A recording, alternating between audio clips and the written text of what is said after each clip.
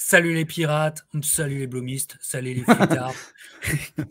Bienvenue dans cette émission spéciale Vacation. Bonjour les vacances pour fêter cet été de la meilleure humeur qu'il soit. Aujourd'hui, Captain Crochet, accompagné de deux compères, Mathieu Blom, salut Mathieu. Bonjour à tous. Bonjour. Et the one and only Alex de la fuite en vidéo. Bonsoir les amis. Réunion des grands jours, j'ai envie de dire, réunion des grands esprits, pour fêter, pour célébrer, ouais, et puis pour parler d'une saga ensemble. C'est la première fois qu'on fait une émission simplement tous les trois. On s'était déjà retrouvés dans le live Schwarzenegger, mais là c'est la première fois qu'on est ensemble. Vrai, ouais. Et on va expliquer en fait à Alex de la fuite en vidéo et à ses auditeurs le pourquoi du comment. C'est que avec Mathieu, on fait souvent des collaborations. On discute, on a une discussion qui tient sur YouTube, ça s'appelle de youtubeur à youtubeur. Et Mathieu me disait, y aurait-il une saga qui te brancherait de te replonger dedans avec moi, une saga qui dirait beaucoup plus de choses, qui nous correspondrait. Et ni une ni deux, pour moi, ça a cliqué tout de suite. Vacation, c'était la saga. Cette saga, en fait, connue et totalement... comment dire, connue et pas connue. C'est mystérieuse finalement, qui reste respect. Et puis, c'était encore une fois l'occasion de parler de mon amour de Chevy Chase. Et c'est pour ça que je dis, si on fait cette discussion sur Vacation, on doit être accompagné du cheviologiste en chef français, Alex de la fuite en vidéo. Et donc, tu devais être avec nous, voilà, parce que c'est un sujet que tu maîtrises évidemment aussi à la perfection. Allez revoir encore les vidéos d'Alex quand il vous présente ses DVD. Vous comprendrez que Chevy a une grande place dans sa DVD tech et dans son cœur. Bref, comment dire, vous êtes des sociétaires de ma page et inversement. Donc, notre amour de Chevy, on en a déjà parlé en long, en large et en travers. Mais en fait, Alex, ce qui est très sympa, c'est que j'ai un peu tourné Mathieu et qui devient aussi Chevy Chaseolâtre. Parce que pour toi, c'est... Ouais, c'est un peu ça, ouais. Voilà. Alors vas-y, parle-nous de cette réflexion. Non, mais oui, mais parce que en fait, je connaissais pas trop. Enfin, je connaissais pardon, Chevy Chase de nom, tu vois. Ça reste un nom emblématique quand on s'intéresse un minimum au cinéma américain des années 80 et 90. Mais ça restait assez obscur pour moi. Tu vois, c'était un peu comme les Pauly Shore ou les John Candy. C'était assez loin de moi, ça me parlait pas trop, tu vois. Et c'est vrai que quand tu m'as proposé ce titre Vacation comme saga, c'est vraiment pas la saga sur laquelle j'aurais pensé un jour avoir à m'exprimer. Et quand je t'ai proposé ce petit défi-là de parler d'une saga, je pensais vraiment pas qu'on irait là-dedans. Mais sur le moment, je me suis dit, bah, vas-y, banco, parce que moi, je suis quelqu'un qui aime aussi beaucoup découvrir de nouvelles choses. Et puis, c'est vrai que même si je n'avais pas une connaissance aussi académique de Chevy Chase, bah, je me disais, il y avait sans doute, si le capitaine veut qu'on parle de ce sujet-là, c'est qu'il y a forcément quelque chose à en ressortir. Donc, allez, banco, on y va. Et puis, bah, du coup, avec plaisir, quoi, cette émission, parce que effectivement, j'ai eu l'occasion de découvrir il y a récemment, du coup, cette franchise. Et j'ai effectivement noté qu'il y avait énormément de choses à raconter sur le plan artistique, politique, vraiment. Ouais, vraiment. Et donc, Alex, j'ai fait acheter à Mathieu la collection complète. Lui, il a la complète, Mathieu. Voilà. En Blu-ray, carrément. Dis-nous, Alex, on sait que tu es un fan de Chevy Chase, on sait que tu as la collection aussi complète depuis très longtemps, mais dis-nous, ton dernier visionnement de la saga au complet, ça remonte à quand? Ça remonte à jamais, je crois. Je crois que j'ai jamais enchaîné les films. Et en fait, pour te dire, je comptais le faire. Enfin, j'espérais pouvoir le faire avant ce soir. Et j'ai pas eu le temps. Il y en a quand même 4. Mais Je crois que même à l'époque, parce qu'en fait, quand j'ai découvert, je les avais pas tous les 4. En plus, c'était à l'époque de la VHS et des vidéoclubs, donc il n'était même pas question d'en acheter, parce que tu pouvais que les louer. Et pendant très longtemps, en France, on a eu accès qu'aux 2 premiers, le premier, puis European Vacation. On va montrer les affiches qui sont magnifiques. Ouais, de longues années plus tard, j'ai découvert Vegas Vacation. J'ai oublié le titre français, mais je l'ai découvert, je crois, en DVD. Donc pour te dire que c'était très longtemps plus tard. D'accord. Et le sapin, les boules, j'adore le titre français qui est tellement. Voilà. Et celui-là, j'ai découvert encore plus tard. Et je crois que j'en ai revu. Après, j'ai revu le 1, voilà, il y a quelques années. J'ai revu le 2 aussi, mais je me suis jamais refait les 4 d'affilée. J'adorerais faire ça parce que honnêtement, je pense que c'est violent. Enfin, je pense que c'est une expérience. Je confirme. Voilà. Je confirme.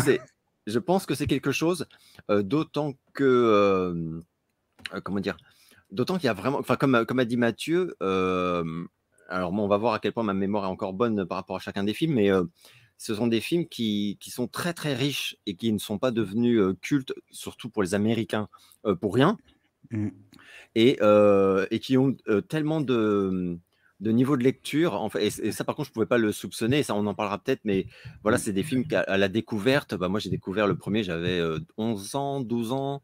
Voilà, donc je me suis pissé dessus de rire. Je riais, j'en avais mal au ventre. C'est rare. C'est-à-dire que je mettais pause parce que j'avais très mal au ventre. Donc, à force de rire, je ne pouvais plus respirer. Donc, il fallait que je choisisse rire et décéder ou respirer. Donc, à un moment, je me disais, il va falloir respirer, donc il va falloir mettre pause. Parce que j'en pouvais plus, parce que je n'en pouvais plus. Et c'est là aussi où on va en parler, mais c'est comme quand c'est les bonheurs dans la vie, en fait. C'est quand tu tombes amoureux d'un acteur ou d'une actrice. Mais quand tu as vraiment, tu as le sentiment que c'est pas juste que tu découvres un chouette film ou que cet acteur il est cool ou machin, mais c'est que ça va au-delà, en fait. C'est-à-dire qu'il te touche, il appuie à chaque fois qu'il appuie sur un bouton, bah c'est le tien, en fait. Donc ça marche. C'est voilà, c'est un peu ce que j'avais découvert gamin avec Stallone, c'est-à-dire que quand Stallone voulait m'émouvoir, j'étais carrément en larmes, et quand il voulait me galvaniser, j'avais envie de tuer tout le monde. Et c'est que l'acteur te touche, en fait, quoi qu'il fasse. Et Chevy Chase, c'est qu'à un moment où effectivement j'ai compris, mais même donc en tant qu'enfant, et Dieu sait que quand j'ai revu adulte les films de Chevy Chase, et surtout peut-être encore plus que les autres, la saga, enfin les films Vacation, j'ai compris, voilà, énormément de sous-textes et de trucs que j'ai trouvé fabuleux chez lui et qui m'avaient évidemment totalement passé au-dessus de la tête quand j'avais 12 ans, quoi. C'est normal, c'est normal. Mais ça me faisait me dire aussi, mais quel bon film, tous ces films, en fait, enfin, quelque part, quoi. Sous la couche de très gros gags, mais ça, on va en parler. Parce que c'est vraiment les films particuliers où il faut vraiment pas s'arrêter à aucun élément, en fait. Parce que c'est la fusion de tous ces éléments qui donne quelque chose de très, très intéressant, en plus d'être drôle. Mais l'humour, je le dis toujours, hein, c'est comme la peur. Il n'y a aucun film qui fait rire le monde entier. C'est impossible. Donc, c'est comme il n'y a aucun film qui fait peur au monde entier. Ça dépend de tes peurs et ça dépend de ton humour. Donc, moi, j'ai des amis, Chevy Chase, ils n'ont rien contre, mais ça les fait pas rire du tout. Voilà. Ils disent pas qu'il est mauvais, mais ils disent c'est pas du tout mais mon humour à moi, quoi. Donc voilà. Mais là, c'est des films qui ne font pas que ça. Oh, excuse-moi Alex, mais d'ailleurs, justement, sur ce sujet spécifique, parce qu'on a déjà fait des portraits d'acteurs ensemble, et je te remercie encore, Alex, mais sur ce nom, cet homme, Chevy Chase, c'est comme un catalyseur. C'est-à-dire que moi, par exemple, je me suis senti en familiarité avec Alex quand il a décroché les Chevy Chase. Non, mais c'est vrai, on se l'est déjà dit. Je comprends, non, mais moi, ça m'a fait pareil. Et là, je fais Ah putain, quelqu'un qui me comprend. Tu vois, c'est tellement spé et c'est tellement américain que c'est intéressant parce que là, on est vraiment dans de la passion. C'est peut-être lui qui nous appelle. C'est John Ali. On sait jamais. Moi, je dénonce, hein, c'est John Ali. Désolé, Kirsten, on le salue. Et donc, voilà. Et puis, c'est une saga qui est tellement particulière dans ces sagas hollywoodiennes parce que c'est une saga un peu foutraque. C'est une saga où il y a des continuités qui ne fonctionnent pas. C'est une saga qui en 4 films, possède quand même 2 cultes classiques américains, vraiment 2 cultes classiques, c'est-à-dire le premier et Christmas Vacation, Ouais, le troisième, et 2 autres qui sont considérés comme très très bassement par la critique, mais peut-être y en a-t-il au moins un des 2 à sauver. Ça sera l'un de nos débats.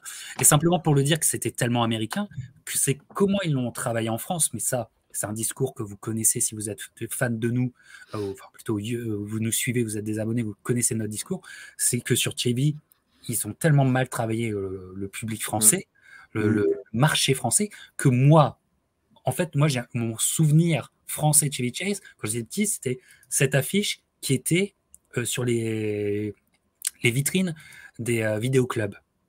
Mais en aucune façon, je pouvais comprendre que c'était lié dans une saga. Oui. Je croyais que c'était un film unique. Tu vois, après, quand je suis arrivé en Amérique, tout ça, et avec les amis, j'ai compris, ils m'ont fait comprendre ce que c'était. Et voilà. Et donc, depuis là, ça fait 15 Noël que celui-là, tous les ans, on se le mate, évidemment. Voilà, donc pour vous expliquer.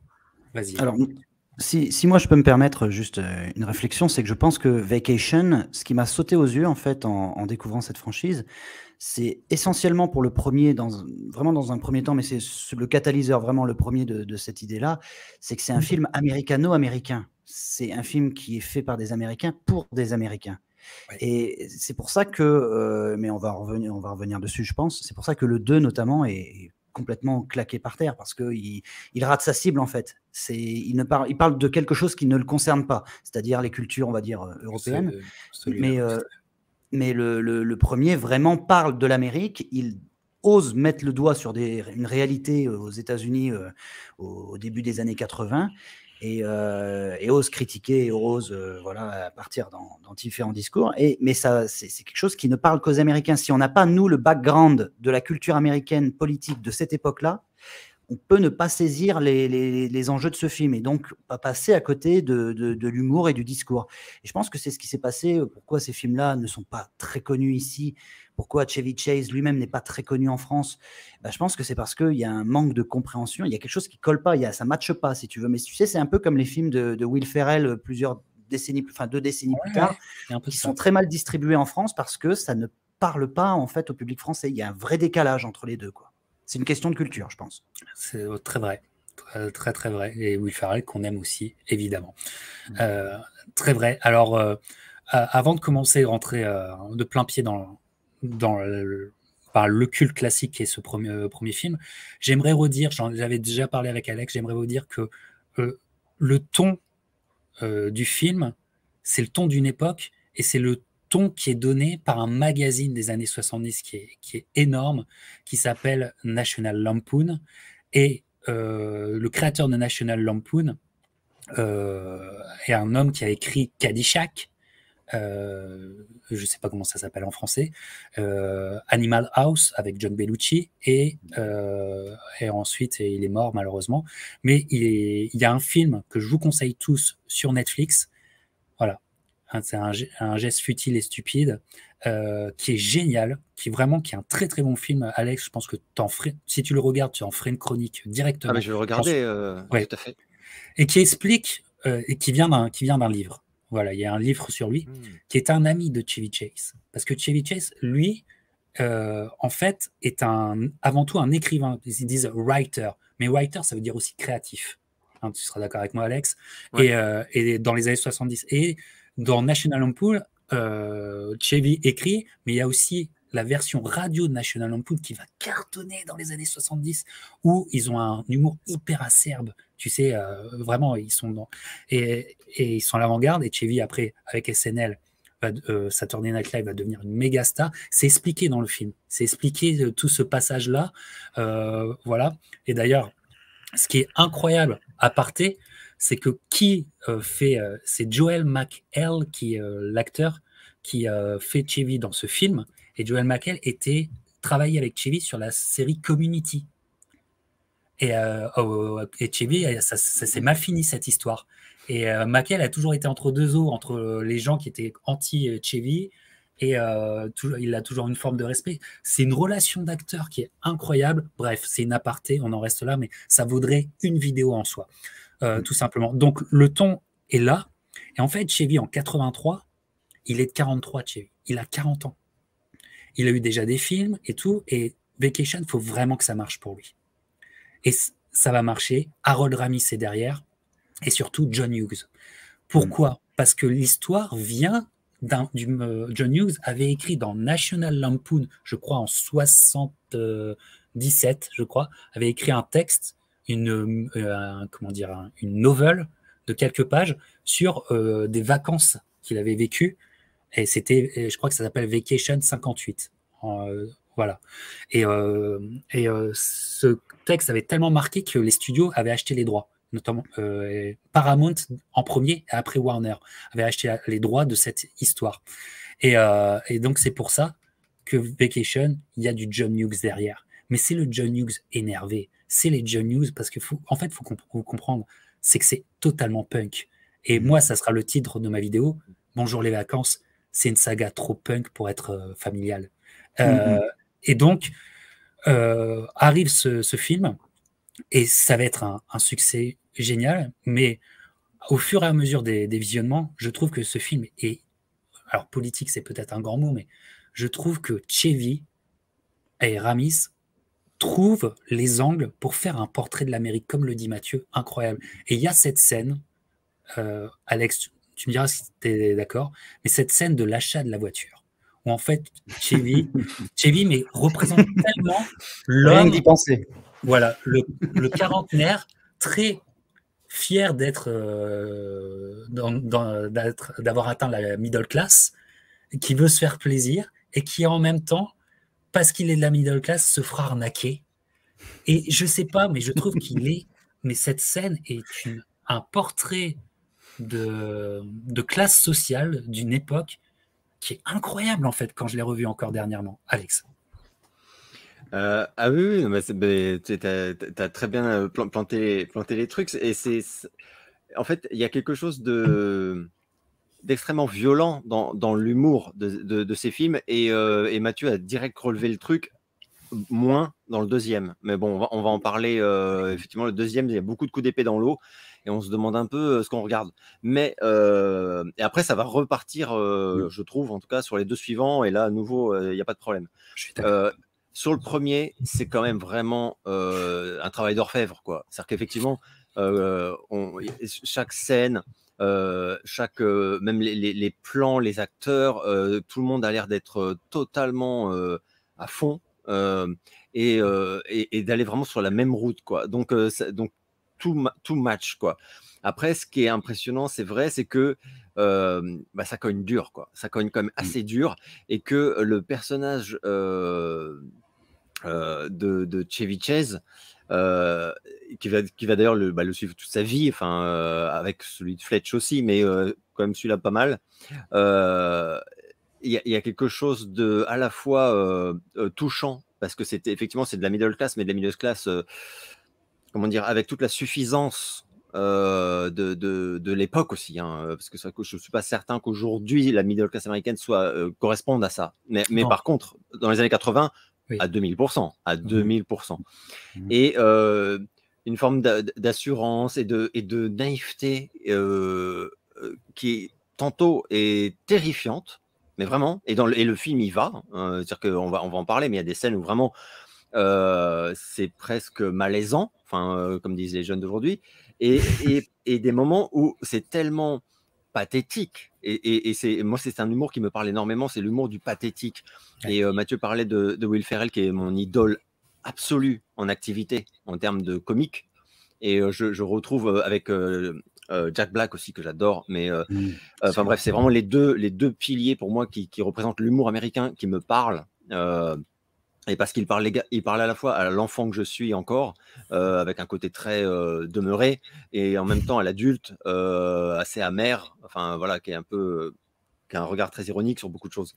Et Chevy Chase, c'est vrai que c'est rien que la scène de l'achat de la voiture, où les fantasmes de l'Américain moyen se voient balayés, c'est frites en fait, d'eux-mêmes.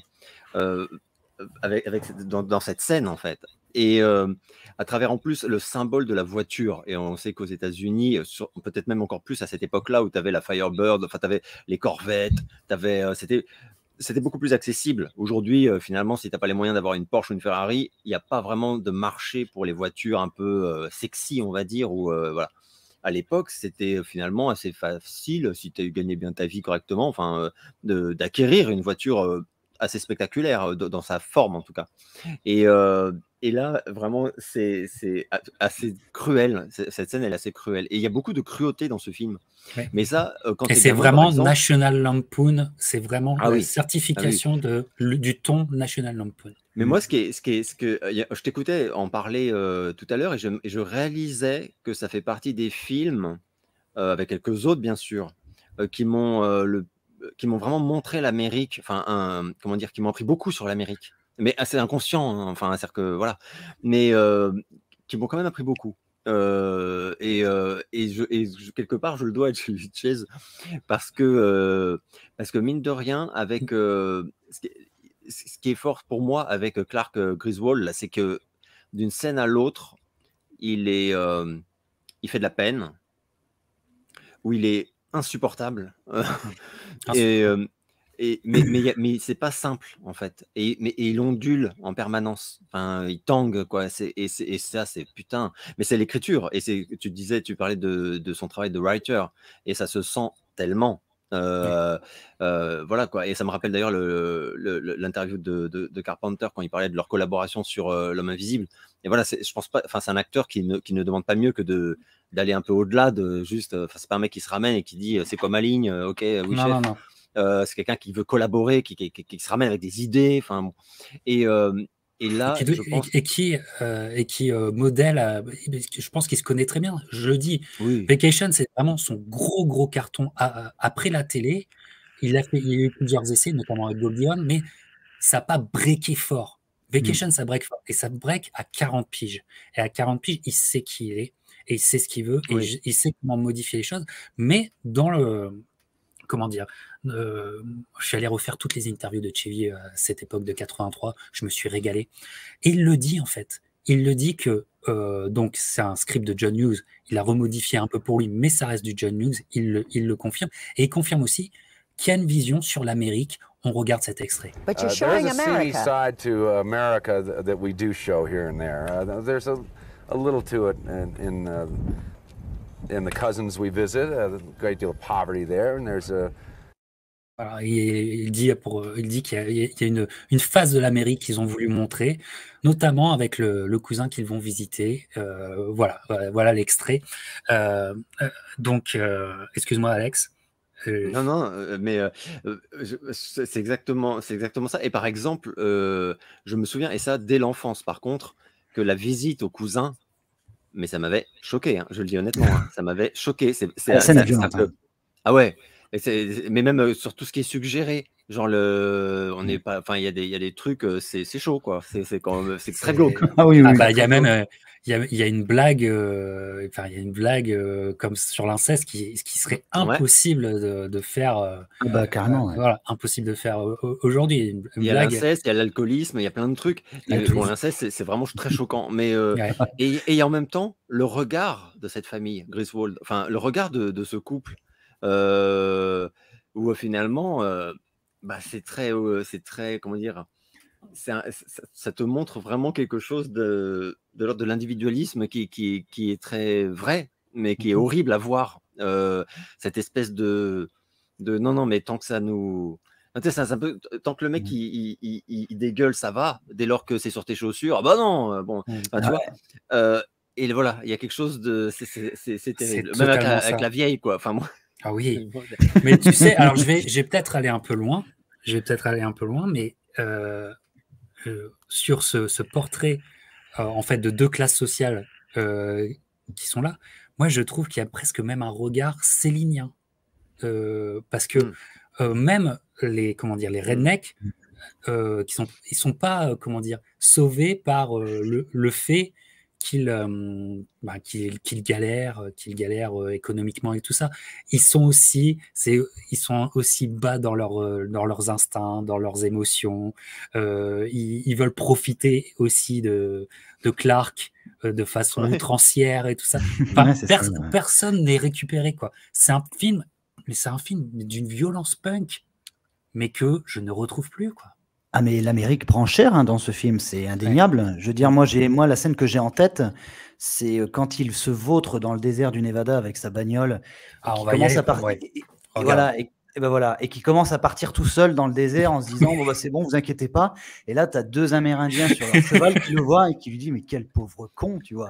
Voilà, ça, pour moi, cette scène-là, moi, elle fait écho en fait à l'idée que je me fais de ce film, qui est une charge sur l'Amérique qui ne se comprend plus elle-même, qui ne communique plus avec elle-même, qui est dans un délire individualiste, qui fait que tu vois là, l'affiche, justement, on peut en parler de cette affiche qui pour moi, tu vois, le pendant humoristique de l'affiche de Conan le Barbare. Et ça a été fait exprès. Elle était par le même artiste. Elle était faite justement comme tu le dis, Mathieu. Et ben voilà, et si tu veux, à cette époque-là, dans les années 80, début 80, on est parti dans un trip très individualiste avec la puissance retrouvée, la puissance, l'American Way of Life, le self-made man, tu vois, ce côté-là avec des icônes comme Rambo, Rambo encore pas trop puisqu'on est encore sur le premier film à ce moment-là quand Vacation sort, mais surtout Rocky. Moi je pense à Rocky 3 qui sort à peu près dans la même zone et Rocky 3 c'est la famille au service d'un personnage. Tu vois, c'est un personnage c'est la famille qui est au service de ce personnage pour sa réussite individuelle, duquel doit découler tout un tas de réussites qui doivent ensuite permettre à son entourage de bénéficier de tout ça, en fait, si tu veux. Et le problème de Vacation, c'est que effectivement, on a Chevy Chase qui est au centre du truc, mais il est au centre du truc simplement parce que c'est le père de famille. C'est celui qui nourrit la famille, j'ai envie de te dire. Alors que globalement, c'est lui qui a une lubie, tu vois. C'est une lubie un peu égoïste. C'est lui qui est voilà. Donc là, de ce côté-là, on rejoint l'aspect individualiste, mais le film s'intéresse quand même beaucoup à la famille. Je veux dire, les personnages autour de lui sont très soudés autour de ce personnage-là et finalement tombent dans les mêmes travers que lui. C'est un film sur une classe qui est niée presque par le cinéma d'alors, parce que la middle class dans les années 80, je sais pas, j'ai pas l'impression que ça intéresse vraiment les studios. On préfère des personnages qui se font tout seuls et qui se construisent et qui deviennent des héros. On va vraiment c'est des personnages, tu vois, qui partent dans une quête. Là, la quête de Vacation, elle est parodique. C'est une quête, c'est pour aller dans un parc d'attractions. Mais c'est ça que je trouve assez étonnant avec ce film, c'est que on reprend les codes presque moraux des films qui sont diffusés à ce moment-là, en tout cas parmi ceux qui marchent le mieux, et en fait on les détourne de leur sens pour les réadapter à un réel duquel tout est à peu près pourri, en fait, duquel on le présente de manière complètement pourrie. L'Amérique, les gens qui sont incapables de comprendre l'histoire, voilà, le conformisme, la société de consommation, les gens qui sont incapables de comprendre la culture même de leur pays. Enfin, je veux dire, ils vont s'arrêter de temps en temps, tu vois, dans des endroits pour visiter des trucs, tu vois, dans le film, mais ils comprennent pas ce qu'ils font là, en fait. Ils savent même pas, ils s'intéressent pas à l'histoire. Moi, une de mes scènes préférées, c'est les périples de folie. Et à un moment, Chevy, la famille n'a plus d'argent, ils sont à un hôtel à côté d'une vision du Grand Canyon et tout ça, ils ont mis des jours à aller jusque-là. Et en fait, quand ils y arrivent, parce que Chevy, ils doivent partir, ils doivent s'enfuir. La famille ne le sait pas, la femme et les enfants ne le savent pas, seul Chevy le sait. Et ils sont enfin devant ce point de vue magnifique auquel ils ont rêvé. Et t'as Chevy qui arrive, c'est bon, oui, allez, on se casse, tu sais. J'arriverai pas à le faire, mais si vous le voyez, vous allez péter de rire parce que l'humour physique de Chevy est vraiment là. Mais je rebondis sur ce que tu dis, Mathieu, parce que ce que tu ressens, c'est une note d'intention qui est clairement dans le film, parce que tu pourrais te dire on extrapole trop et tout ça. Non, c'est pas du tout. J'en veux pour preuve le passage de Chevy Chase chez Johnny Carson au Tonight Show pour la promotion. On est en juillet 83 pour la promotion du film qui sort le 22 juillet aux États-Unis. Et en fait, pour ramener le film et pour expliquer l'affiche, Chevy et Johnny Carson vont faire une sorte de petit sketch sur un truc qui devient phénoménal à l'époque, c'est le marketing des jouets de films et de séries. Comme il y a pour Star Wars déjà à l'époque, hein, George Lucas est devenu riche grâce à ça et tout, mais en fait pour tous les films, il y a une sorte de comment on appelle ça ouais, comment Les produits dérivés. de produits dérivés, et merci pour ton aide, qui sont en magasin, mais en fait le produit est mal fait et ressemble en rien. Et donc regardez, c'est une partie du sketch. What On the regarde. heck? If you've ever seen merchandising for films or stars, it may be interesting to note that none of them look even remotely like the star they're supposed to be. This is Now, it may supposed to be difficult to Sabrina see. K. Jackson. Not exactly Looks like K. just Jackson. like Kate, doesn't it? Voilà, c'est vraiment, ça ressemble pas, et il montre après une poupée de Diana Ross qui ressemble pas du tout. Je crois qu'il y a une poupée de, comment dire, de Wonder Woman, ça ressemble pas, de la série télé, ça ressemble pas du tout. Et donc, en fait, Vacation, ils auront un poster dans l'esprit de What l'époque. camera's good for C'est you? ça. Now look, now come on, now look at the poster. Right? Now get a shot of this. Now, Now go in on the face. I do want to say that I did work out a great deal. No, Little misleading. it's misleading in terms of the story, but It's misleading in terms of the story. C'est génial. Et là, tu as la note d'intention qui est exceptionnelle et extraordinaire, quoi. Voilà. Et cette affiche, elle aura quand même beaucoup fait. Hop, ça c'est européenne, excusez-moi. Cette affiche, elle aura quand même beaucoup fait parce que elle est mythique. Sur ce premier, oui. Puis magnifique, hein, vraiment. Elle est magnifique. Ouais, moi je suis dégoûté parce que tu vois, je l'ai. Tu vois, je l'ai, mais j'ai cette version. Ouais, bah moi pareil. Ah, merde. Voilà. Ça c'est Ouais, dégueulasse. je sais. Ouais. Ah bah non, moi j'ai le. Ah ouais, normal. ça c'est oui, la d'accord. classe. Ça c'est la classe. Enfin, ceci dit, ils l'ont recadré. Je suis un peu étonné. Ils l'ont Ouais. recadré vachement serré là. Hein. On Ah voit oui, pas tous les effectivement, éléments du vrai visuel. Ouais, Mais bon, exact. bref, ouais. c'est quand même. Ouais. Enfin, c'est quand même. Voilà. Ouais, avec la C'est voiture. quand même la même affiche. D'ailleurs, c'est l'édition française. Ah non, j'en ai 2 en français et 2 en import. Mais bon. Ouais. Alors, en rigolant un peu sur le film avant de parler de sa fin, Sa fin, quel ouais. est votre. Enfin, il y a ces scènes cultes sur scène culte sur scène culte. Je vous ai parlé de cette scène qui, pour moi, est très importante de la vente de la voiture. Mais il y a ce crash, et moi, il y a la scène. Alors, j'ai pas la photo, mais après ce crash où alors, ils sont tous, tu sais, ils sont au bout du rouleau. Ils sont au bout du rouleau. Et il y a une scène père-fils qui est absolument. Puis il faut regarder en anglais, hein, qui est extraordinaire. C'est, si je dois en choisir une, mais c'est très dur. Hein, c'est comme se couper un bras, Alex. Mais ça serait celle-là. Et vous, vos scènes préférées qui vous font marrer, Alex? Voilà. Alors, dans ce trop film-là, il y en a beaucoup, évidemment. Enfin, évidemment, c'est pas évident, mais dans ce film-là, il y en a beaucoup.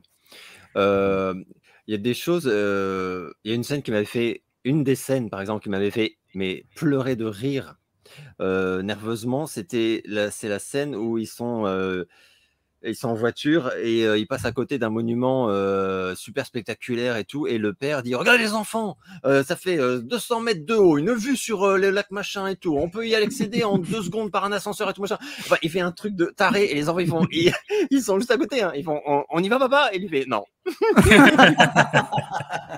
Et il passe juste à côté. Je m'attendais tellement pas à cette réponse de Chevy Chase, quoi, parce clairement il leur parle genre bien sûr on y va, et de côté on y va papa, non. C'est tellement génial et c'est tellement cruel. Moi ce que je trouvais génial, c'était la cruauté de l'humour de ce film. Une fois gamin, ça me parlait quand même, même si je comprenais pas tous les enjeux. Mais une autre scène qui me faisait vraiment beaucoup rire, c'était l'espèce de running gag avec la blonde, quoi. Ah. Parce qu'en plus, voilà. Christy Brinkley.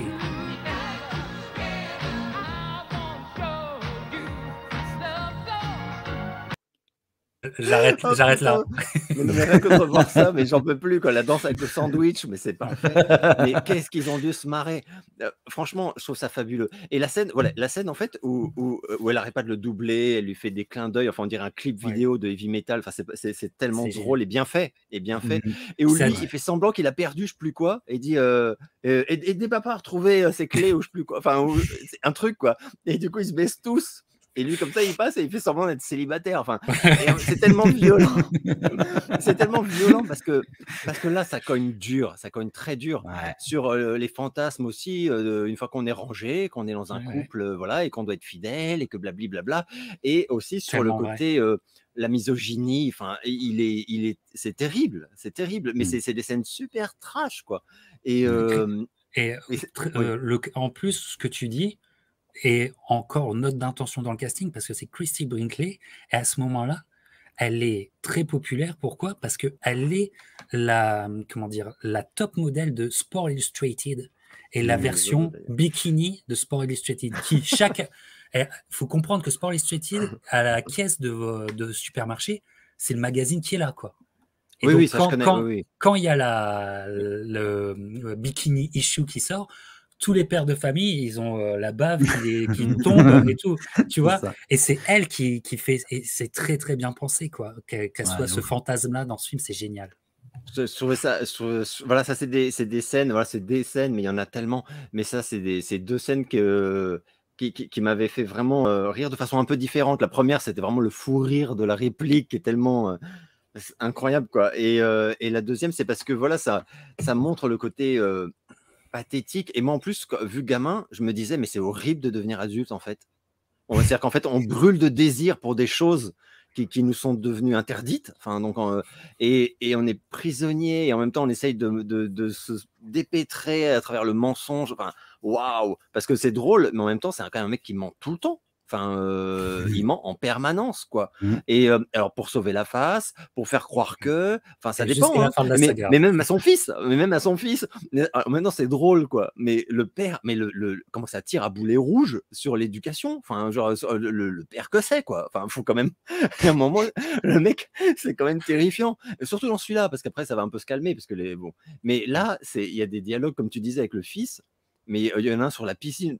Justement, en fait, quand il y a un moment où il essaie à nouveau de se la pécho, la blonde, où il ressort le soir, une fois que la famille est censément couchée, pour aller retrouver la blonde près de la piscine et tout, et où il se retrouve tout seul avec son gamin, et lui dit ouais, non, mais tu sais, dans la vie, c'est horrible, en fait. Et l'autre, il a compris, quoi. Il a compris que son père, il a juste voulu ken et qu'il n'a pas réussi, quoi. Enfin, c'est atroce, et que c'était pas maman, en l'occurrence.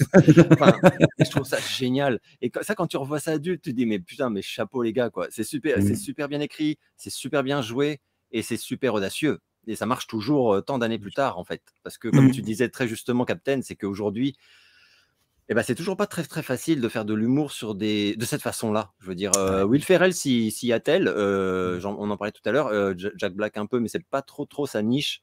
Mais franchement, avec Will, à part quelques films, notamment la campagne, mais Will, il a cette. Moi, je suis un grand fan de Will. En vrai, je vais te dire, voilà. il est génial. Voilà, j'ai vécu Step Brothers au cinéma. C'est un souvenir mais non. Ouais. Mais il a ce côté un peu lunaire qui sauve à chaque fois ses personnages, à part dans The Campaign, qui sauve ses personnages. Avec Chevy, c'est l'esprit punk de National Lampoon, c'est in your face. C'est ça. Et c'est ça qu'on lui a reproché souvent à Chevy. Oui. Le film est une anomalie en soi, hein, par rapport au type de comédie qui pouvait sortir à ce moment-là. C'était pas un film qui est attendu. Vacation, il tombe un peu comme ça et personne ne le voyait, ne l'a vu venir. Je pense que ça explique pour beaucoup son succès et surtout aux États-Unis, son succès aux États-Unis, parce que tout de suite, les gens, ils ont capté le truc, tu vois, ils ont capté l'intention. C'est le succès de l'été 83, énorme succès. Tout à fait. Toi, Mathieu, avant qu'on parle du final, où on retrouve notre John Candy adoré, Alex. Mais avant le final, quelle est la scène qui t'a le plus marqué? C'est difficile encore. Ouais, c'est difficile, mais moi, on va y aller tout de suite au final, parce que moi, c'est le dénouement. Le dénouement, c'est le dénouement, d'accord. Il se fait vraiment en plusieurs temps, le dénouement. Et à la fin, tu te dis, mais c'est n'importe quoi. Ils sont tous contents, mais c'est une prise d'otage quand même. À toute fin, ça n'a pas de sens. Ils sont tous contents. Et tu vois, ça commence d'abord avec cette scène où ils arrivent dans le parc. Et j'avoue que j'y m'attendais vraiment pas, que le parc soit juste fermé, tu vois. La fatalité.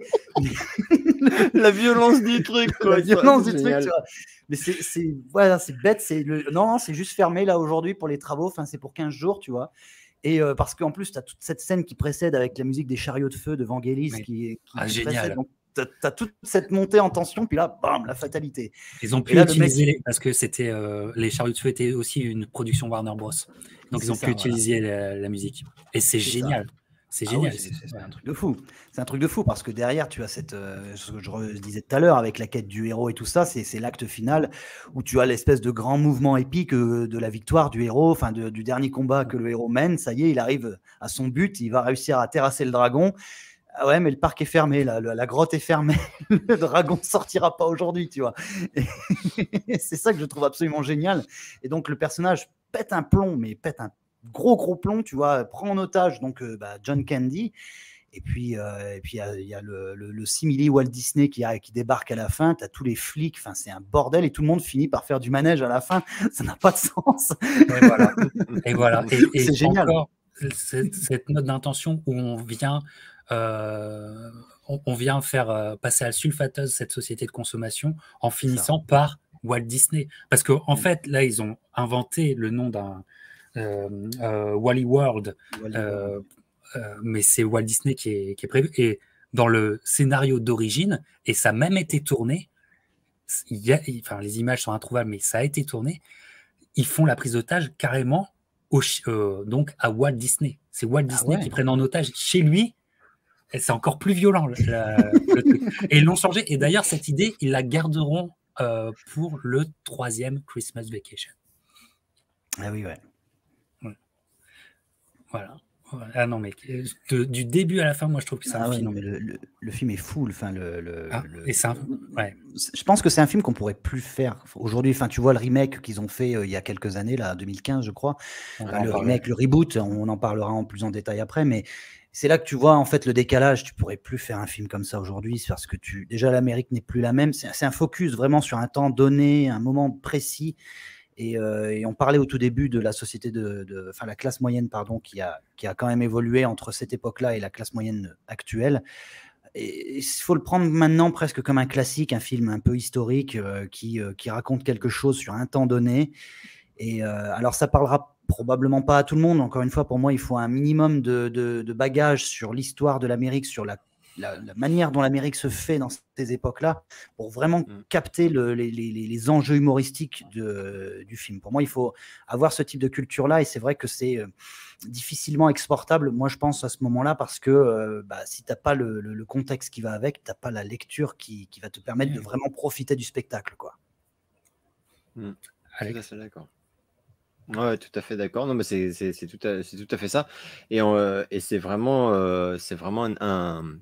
un ovni, enfin une anomalie, en fait, comme a dit Mathieu. Je suis assez, c'est exactement mon ressenti, et même de plus en plus avec les années, en fait. Je trouve complètement fou que ce film ait eu lieu tel quel, enfin qu'il soit sorti comme ça, et qu'il ait remporté ce succès, parce que moi c'est pour ça que j'adore les États-Unis, j'adore les Américains. Enfin, je les adore aussi avec leurs défauts, hein. C'est pas comme si on n'en avait pas nous aussi en France, hein, évidemment. Mais c'est que les Américains peuvent faire un triomphe à un film qui leur cogne dessus, mais putain, tellement fort, quoi. Et ça, c'est un truc que j'aime beaucoup chez les Américains. Enfin, pour parler des qualités, ils ont pas mal de défauts, mais ils ont aussi des vraies qualités, et c'en est une, je trouve. Ouais, tout à fait, parce que c'est très rare.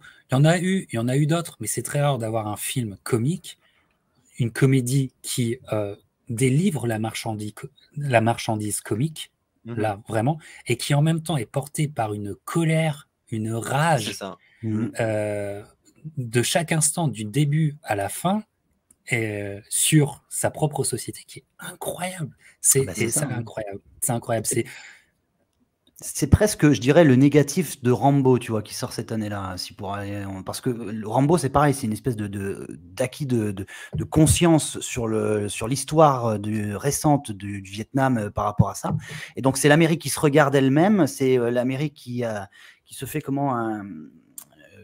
un jugement sur son comportement vis-à-vis de ses propres soldats, tu vois, qui rentrent au pays. Enfin, il y a vraiment un état des lieux de ce qu'est l'Amérique traumatisée par le post-Vietnam, tu vois, au tout début des années 80, qui fait vraiment le bilan de la décennie d'avant, de la décennie 70, pour pouvoir aborder les années 80 de manière beaucoup plus conquérante.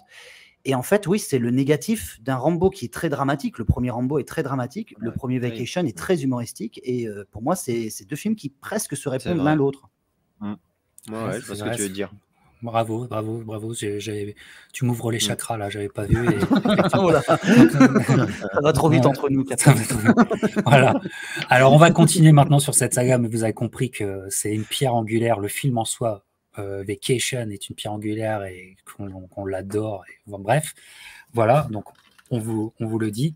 On va continuer maintenant sur la saga avec quelque chose qui aurait dû tuer la saga. C'est son deuxième épisode. Ouais. Son deuxième épisode, on parlera après du retour tonitruant de la saga, mais sur le deuxième, moi, c'est un film qui me déplaît parce que, comme l'a dit Alex tout à l'heure, c'est des coups d'épée dans l'eau, ça tape à côté.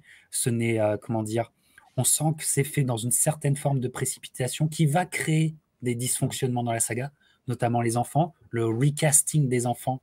Est problématique dans le 2 et savoir son influence dans le 3 et ainsi de suite. Enfin, le casting à chaque fois des enfants, ils en feront un gag. Sur la fin, ils en feront même un gag. Ils en sont conscients de ça.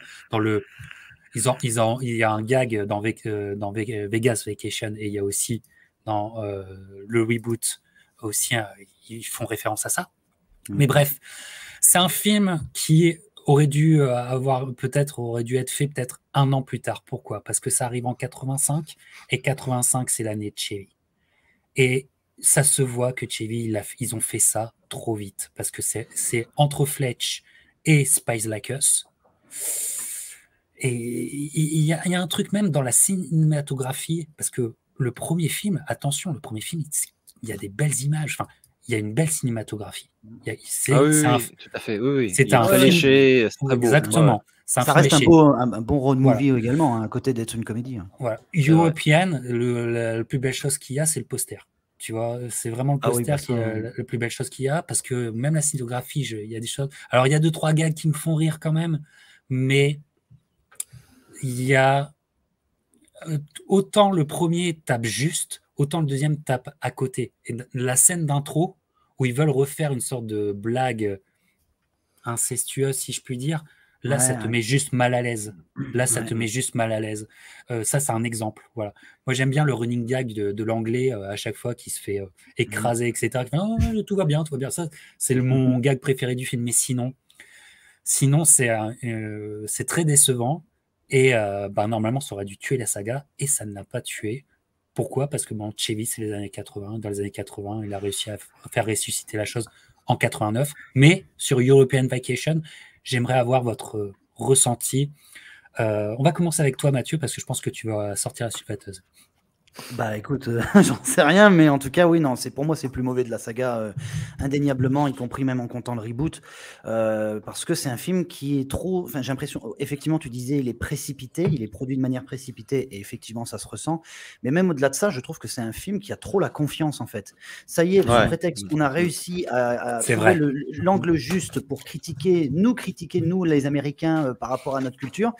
Et ben maintenant, on va essayer d'exporter un peu ce modèle-là pour voir comment on peut critiquer également les Européens. Sauf que là, il se rend illégitime en fait de ce côté-là. C'est-à-dire qu'à partir du moment où il commence à critiquer les Italiens, les Allemands, les Français également, les Britanniques, quand bien même ce soit drôle ou pas, ils ne sont pas légitimes pour le faire de cette façon-là. Parce que ces personnages-là, ils ne sont pas censés faire ça en fait. Ils ne sont pas censés critiquer les autres. Ils sont censés s'analyser eux-mêmes, se donner un état des lieux de ce qu'ils sont et du monde dans lequel ils vivent.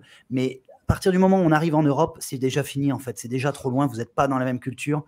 C'est en fait le barrage qui va dans un sens qui fait que nous, en tant que Français, si on n'a pas le bagage pour comprendre ce type de film parce qu'on n'a pas le contexte, parce qu'on n'a pas ça, et ben, il va aussi dans l'autre sens. C'est-à-dire que, tu vois, ils peuvent pas nous comprendre nos enjeux à nous, nos problématiques, alors au milieu des années 80, qui sont les uns et les autres, enfin voilà, peu importe. Mais en tout cas, ce qui est sûr, c'est que là, le film est juste une batterie de clichés mais éculé de chez éculé sur les Français, les Allemands, les Italiens. C'est un film que je trouve assez insupportable.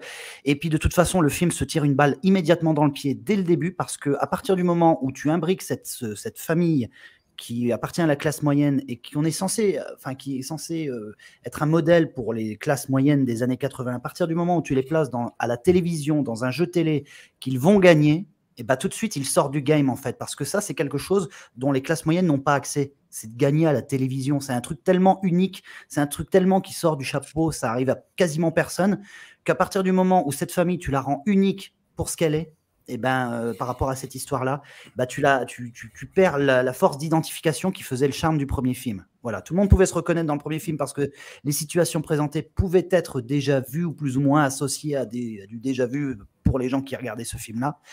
À partir du moment où tu les places à la télévision, c'est quelque chose qui paraît déjà un peu trop extraordinaire pour les gens de cette époque-là et même après.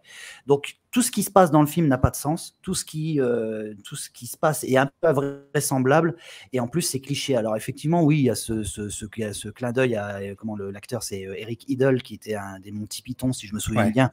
Donc, tu as cette espèce de petit sketch un petit peu rigolo où le gars, effectivement, dit non, il n'y a rien, vous inquiétez pas.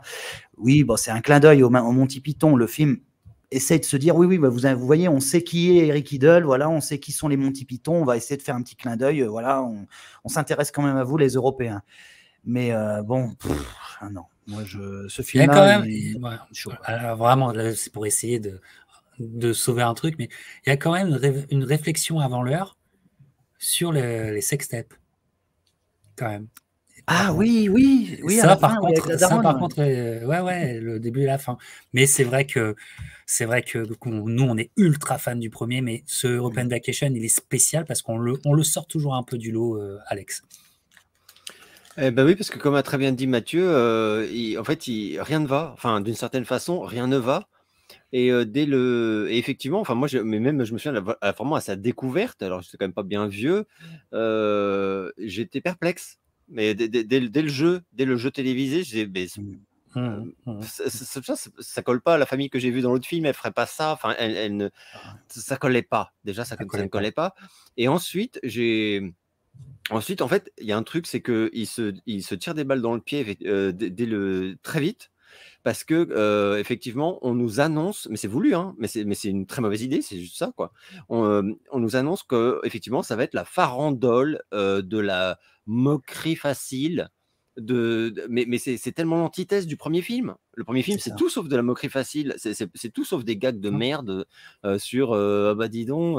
Enfin, c'est vraiment gênant. Il y a un moment, en fait, ce film, il est douloureux à regarder entre guillemets.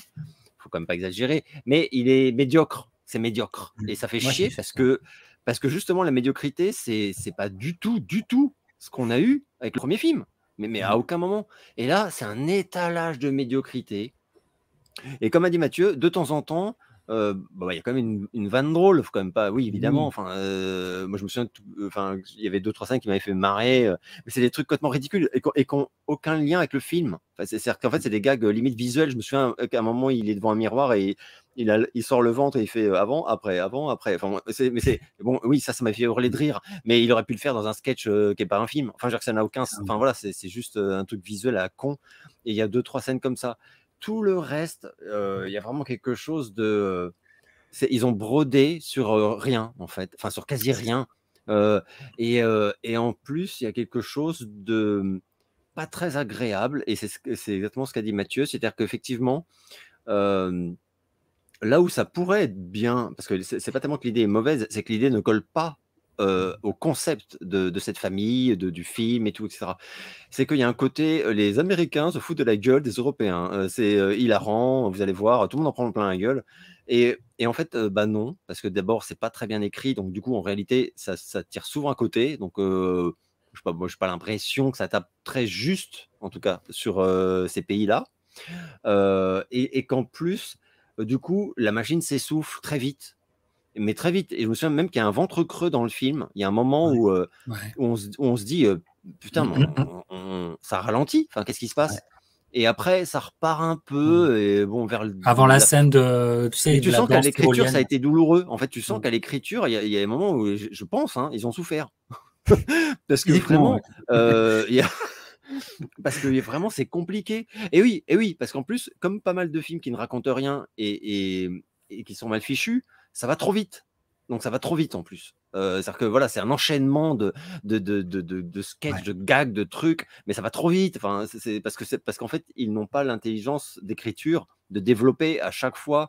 Il y aurait peut-être un moyen, il y aurait peut-être eu un moyen de faire un peu moins mauvais, mais il fallait prendre un peu plus son temps peut-être. Donc et le film ne le fait pas du tout. Le film ne fait pas du tout, il trace. Après, il se prend les pieds dans le tapis, il se ramasse, donc tout d'un coup, ça traîne. et après ça repart un peu n'importe comment en titubant et c'est fin, voilà. Mais et honnêtement, heureusement qu'on a Chevy Chase qui quand même de temps en temps est drôle parce que Chevy Chase quoi. Donc Ouais. oui, si le mec il est quand même marrant quoi. Mais heureusement parce que c'est dans l'écriture, dans la tout et comme me disait Mathieu, c'est moche en plus. Le film est moche. Enfin, visuellement, il est Il moche. est moche. Enfin, il est fainéant, on va dire. Tu sens qu'il n'y a aucun travail sur la photo, il n'y a aucun travail sur rien, quoi. Alors que dans le premier, mais c'était tellement bossé, enfin, ça se voyait. Tout était bossé, on aurait dit des fois des tableaux, c'était parfait, quoi. C'était parfait. Donc oui, énorme chute de qualité à tous les niveaux. Incompréhensible. Ouais, de ce que j'ai compris, c'est John Hughes, il est crédité sur le film, mais en fait, il est crédité parce qu'il a juste créé les personnages, en fait. Et ils l'ont mis comme ça en se fait avant. parfois, c'est super Voilà. choquant, ça m'énerve quand ils font ça. Et alors qu'il n'a pas du tout participé à l'écriture, et ça se ressent, mais.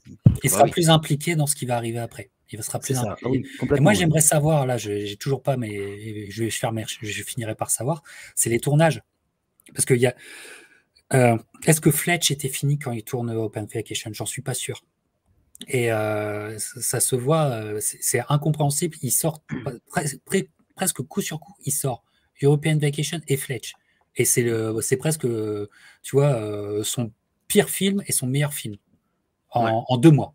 Ça n'a aucun sens. Il y a une précipitation, ouais. Il y a une précipitation, c'est sûr.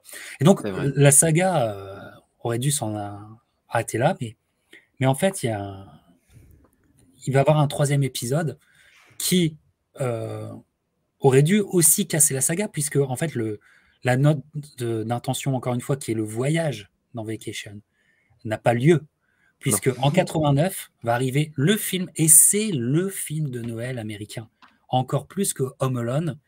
C'est toujours Christmas Vacation et Home Alone qui se tapent la course à celui qui va être le plus loué à chaque Noël.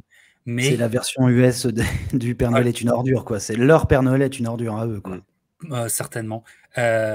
Christmas Vacation en 89 va être le plus gros carton de Chevy Chase. Et vraiment, c'est un film. Alors, encore une fois, très bon casting par contre, parce que là, il n'y a que des très bons acteurs. Bon, on n'a pas parlé de Beverly D'Angelo qui fait génial, fait Hélène et qui le fait parfaitement. Heureusement qu'elle est là aussi. C'est vraiment un très très bon couple. Ah oui, c'est un pilier. Chevy et elle, c'est un très très bon couple. Mais les enfants sont, c'est Juliette Lewis et c'est un autre acteur très connu qui font les gamins. Et c'est des bons acteurs. Donc ça marche bien. Même si le gamin, alors que je crois que c'est lui qui est plus âgé que la fille, maintenant ça devient le plus jeune que. Enfin, bref, faut pas trop regarder. Là-dessus, il faut pas trop regarder, tu vois. Non, pas trop, non. Mais c'est le retour de la critique sociale, je trouve. C'est ça. Et qui est absolument génial. Comment dire, le conformisme familial, les conventions au sein de la famille. Et moi, je trouve ce film absolument génial. C'est le retour du cousin. Dans une scène absolument génialissime. Tu vois, la scène aussi avec les lumières. Bref. Ça, c'est génial aussi. Enfin, l'arrivée du cousin, je trouve que c'est une des plus grandes arrivées de cinéma d'un personnage. Le retour d'un personnage, tu vois. C'est absolument génial. Non, mais oui, c'est vrai. Il y a la folie de Chevy Chase qui pète un boulard et c'est mythique. Bref, film mythique, film solide. Réflexion aussi sur les yuppies, sur les futurs bobos, avec les voisins. Il y a vraiment... En fait, Vacation est très fort quand ils ont des réflexions un peu avant-gardistes sur la société. Et il y a ce qu'il faut. Et puis, il y a, comme dans le premier, et comme dans certains films de Chevy, il y a des moments qui sortent du film, des moments de nostalgie. Parce que Chevy, donc on est en 89, donc là, il a 45 ans. La scène du grenier, par exemple, il est enfermé dans son grenier. C'est une scène d'une grande nostalgie, mais qui est hors du film, tu sais, et que je trouve très, très bonne. Bref, un classique américain, très peu connu en France, mais un classique, Alex, que tu portes très fort dans ton cœur, je le sais. Parle-nous-en. Alors, c'est un film que j'adore parce qu'en plus, donc comme je disais, je l'ai découvert tardivement. Je l'ai découvert même, en fait, pour dire la vérité, ça devait être les débuts d'Internet, tu me mets le. Oui, non, je crois que tu as raison. Non, c'est même sûr, tu as raison. Et en fait, donc j'étais pas au courant et je l'ai vu en facing, je sais plus où, parce que c'est Warner hein, qui a décidé étrangement tout d'un coup de le sortir en pressage français. À une époque où il faisait des promos, tu sais, genre, je sais pas combien, les 4, enfin peu importe. Et donc, et comme tu parlais tout à l'heure, et tu avais raison, sur les affiches et sur la version française, c'est flagrant. Rien ne mentionne que c'est le chapitre d'une saga, voilà. Mais rien. Là, voilà, Chevy Chase, le sapin à les boules, c'est tout. Voilà. Donc, on dirait un film autonome. Enfin, Voilà. et je vois ça et en fait, je vois la gueule et je me dis Chevy Chase, donc quand même que j'adorais quoi. Et je regarde et je me dis putain, mais c'est un film de la série Bonjour les vacances quoi. Enfin, et donc je le prends toute voilà, je me dis je suis tout content de le découvrir, mais je me dis pas il va être bon. Enfin en fait, parce que j'ai en tête quand même le truc européen là. Et je vois que c'est après, que c'est juste après. Donc et je le mets et je réalise dès le début un peu ce que tu as dit, Captain, c'est-à-dire que c'est de façon très spectaculaire le retour de l'inspiration, de la férocité, comment dire, de la critique intelligente, c'est-à-dire de la critique d'une Amérique. Et là, en fait, ça déborde même ça, en fait, parce que ça parle aussi de la foi, ça parle du poids des traditions. Mais à chaque fois, ça tape juste. Et tu as envie de te dire, ils ont rappelé des gens qui savent écrire, en fait, et qui savent aussi mener quelque chose. Parce qu'on retrouve cet équilibre entre des gags, le gag frontal, c'est-à-dire, j'ai envie de dire, voilà, c'est les quelques séquences qui sont cultissimes pour les Américains et qui sont des trucs qui te feraient hurler de rire une gamine de 5 ans. Parce que c'est visuel, c'est drôle. Ouais. Tu ne peux pas t'empêcher d'exploser de rire, quoi. Et tu avais ça dans le premier. Mais et on n'a pas que ça, et loin de là, c'est presque d'ailleurs des petites bouffées d'air en fait, pour faire passer la pilule de tout le reste, et où le reste c'est de l'écriture, et en fait c'est des répliques, et les répliques qui font mal, qui font super mal, et la soirée, enfin, on va pas, moi ce que j'adorerais c'est qu'en fait on donne envie à des gens de découvrir ces films. Oui, clairement. Et donc de pas non plus trop, je voudrais pas trop citer les trucs qui sont les plus percutants, mais croyez-nous, ça tape très très fort, mais c'est réellement à hurler de rire, pour peu que on ait une forme de conscience de notre propre côté pathétique, enfin Oui. parce qu'en fait on est tous critiqués dans ce film, comme on l'était tous un peu dans le premier. Mais là, de mon point de vue, il va presque plus loin en fait, parce que ça touche aussi, il se moque aussi, voilà, de la magie de Noël. Et Dieu sait qu'aux États-Unis, la magie de Noël, tu rigoles pas avec. Alors, il y a plein d'autres pays où c'est le cas, mais vraiment pour les Américains, enfin, il n'y a qu'à voir. Voilà, je crois qu'ils sont encore pires que. Enfin, j'ai un pote qui est à New York, qui vient à New York et qui me disait que c'est encore pire que chez nous. Enfin, Noël démarre, c'est quasiment à la fin de l'été. Enfin, c'est vraiment exagéré, quoi. Donc, Après Halloween, t'es sûr que ça démarre sur Noël. Voilà, mais on s'en approche d'ailleurs en France, on commence un peu, en tout cas au niveau des commerces, ça devient vraiment n'importe quoi, et ça devient un peu comme ça. Mais alors, oui, et un autre truc, c'est qu'on retrouve un Chevy Chase qui est heureux. Enfin, le sentiment que moi j'ai, c'est-à-dire qu'on le sent à nouveau heureux parce qu'il a un matériau qui est de qualité. Donc, il a de quoi à nouveau s'exprimer, enfin exprimer tous ses talents. Moi, c'est un mec que je trouve Talent physique. on sait très bien toutes les casseroles qui se traînent comme acteur mal aimable, difficile. Enfin voilà, c'est vraiment pas un mec que tout Hollywood a aimé ou aime encore. Mais moi, je m'en fiche un peu. C'est pas mon voisin. C'est un mec qui m'a proposé des films. Et les films, mais merde quoi. Enfin, et le type était vraiment très très fort quand même. Dès lors qu'on lui donnait un peu le minimum pour voler de ses ailes quoi. Et dans celui-ci, il y a des échanges qui sont tellement trash, mais pas trash comme pas trash facile. Voilà, c'est ça que je veux dire. C'est que quand c'est trash, c'est pas trash comme certains films des années 90 qui sont trash, mais c'est évident. Enfin voilà, dès le pitch, tu dis oh putain. Enfin tu vois, bon bref. Et là, c'est pas ça du tout. C'est beaucoup plus malin que ça. Et c'est beaucoup plus. Et on retombe d'ailleurs dans ce que décrivait très bien Mathieu tout à l'heure, c'est-à-dire que comme le premier, on se retrouve face à une critique de société, vraiment, quoi, de la nature humaine, mais vraiment de la société, vraiment. Portrait acerbe, Et c'est totalement fort. acerbe. C'est très fort. C'est très maîtrisé, c'est très fort. Sur la Et c'est très petite. drôle. C'est Ouais. très, très drôle. Enfin, je veux pas non plus donner l'impression que c'est juste intelligemment fait. C'est à hurler de rire, hein, honnêtement. hein. Ah non, mais c'est un cocktail totalement improbable parce que c'est des portraits acerbes, notamment le cousin qui vient encore profiter, tu vois, tu vois, et tout. D'ailleurs, il y a Rien que le fait de revoir sa tronche à ce personnage-là, c'est déjà Randy drôle. Quaid. Randy Quaid. Quaid. Renseignez-vous sur Randy Quaid, c'est une sacrée histoire. Et c'est un portrait encore de la middle class où il tape juste. Et par exemple, Chevy, il sauve jamais son personnage, Chevy, tu vois. Et d'ailleurs, Quentin Tarantino expliquait chez Joe Rogan la différence entre les films de Bill Murray et les films de Chevy Chase. Et je trouve qu'il a totalement raison. Chevy cherche... tu peux retrouver facilement sur YouTube. Je me demande si je te l'ai pas déjà envoyé, Alex. Me connaissant, j'ai dû te l'envoyer. Mais Tarantino, qui chez Joe Rogan, fait une démonstration, mais vraiment exemplaire, universitaire presque, entre les films de Bill Murray et les films de Chevy Chase, et pourquoi il préfère les films de Chevy Chase. Je vous laisserai écouter. Oui, effectivement, tu l'as envoyé. Parce que Chevy, c'est quand même un mec qui n'est omnibulé qu'une chose, c'est son bonus de fin d'année.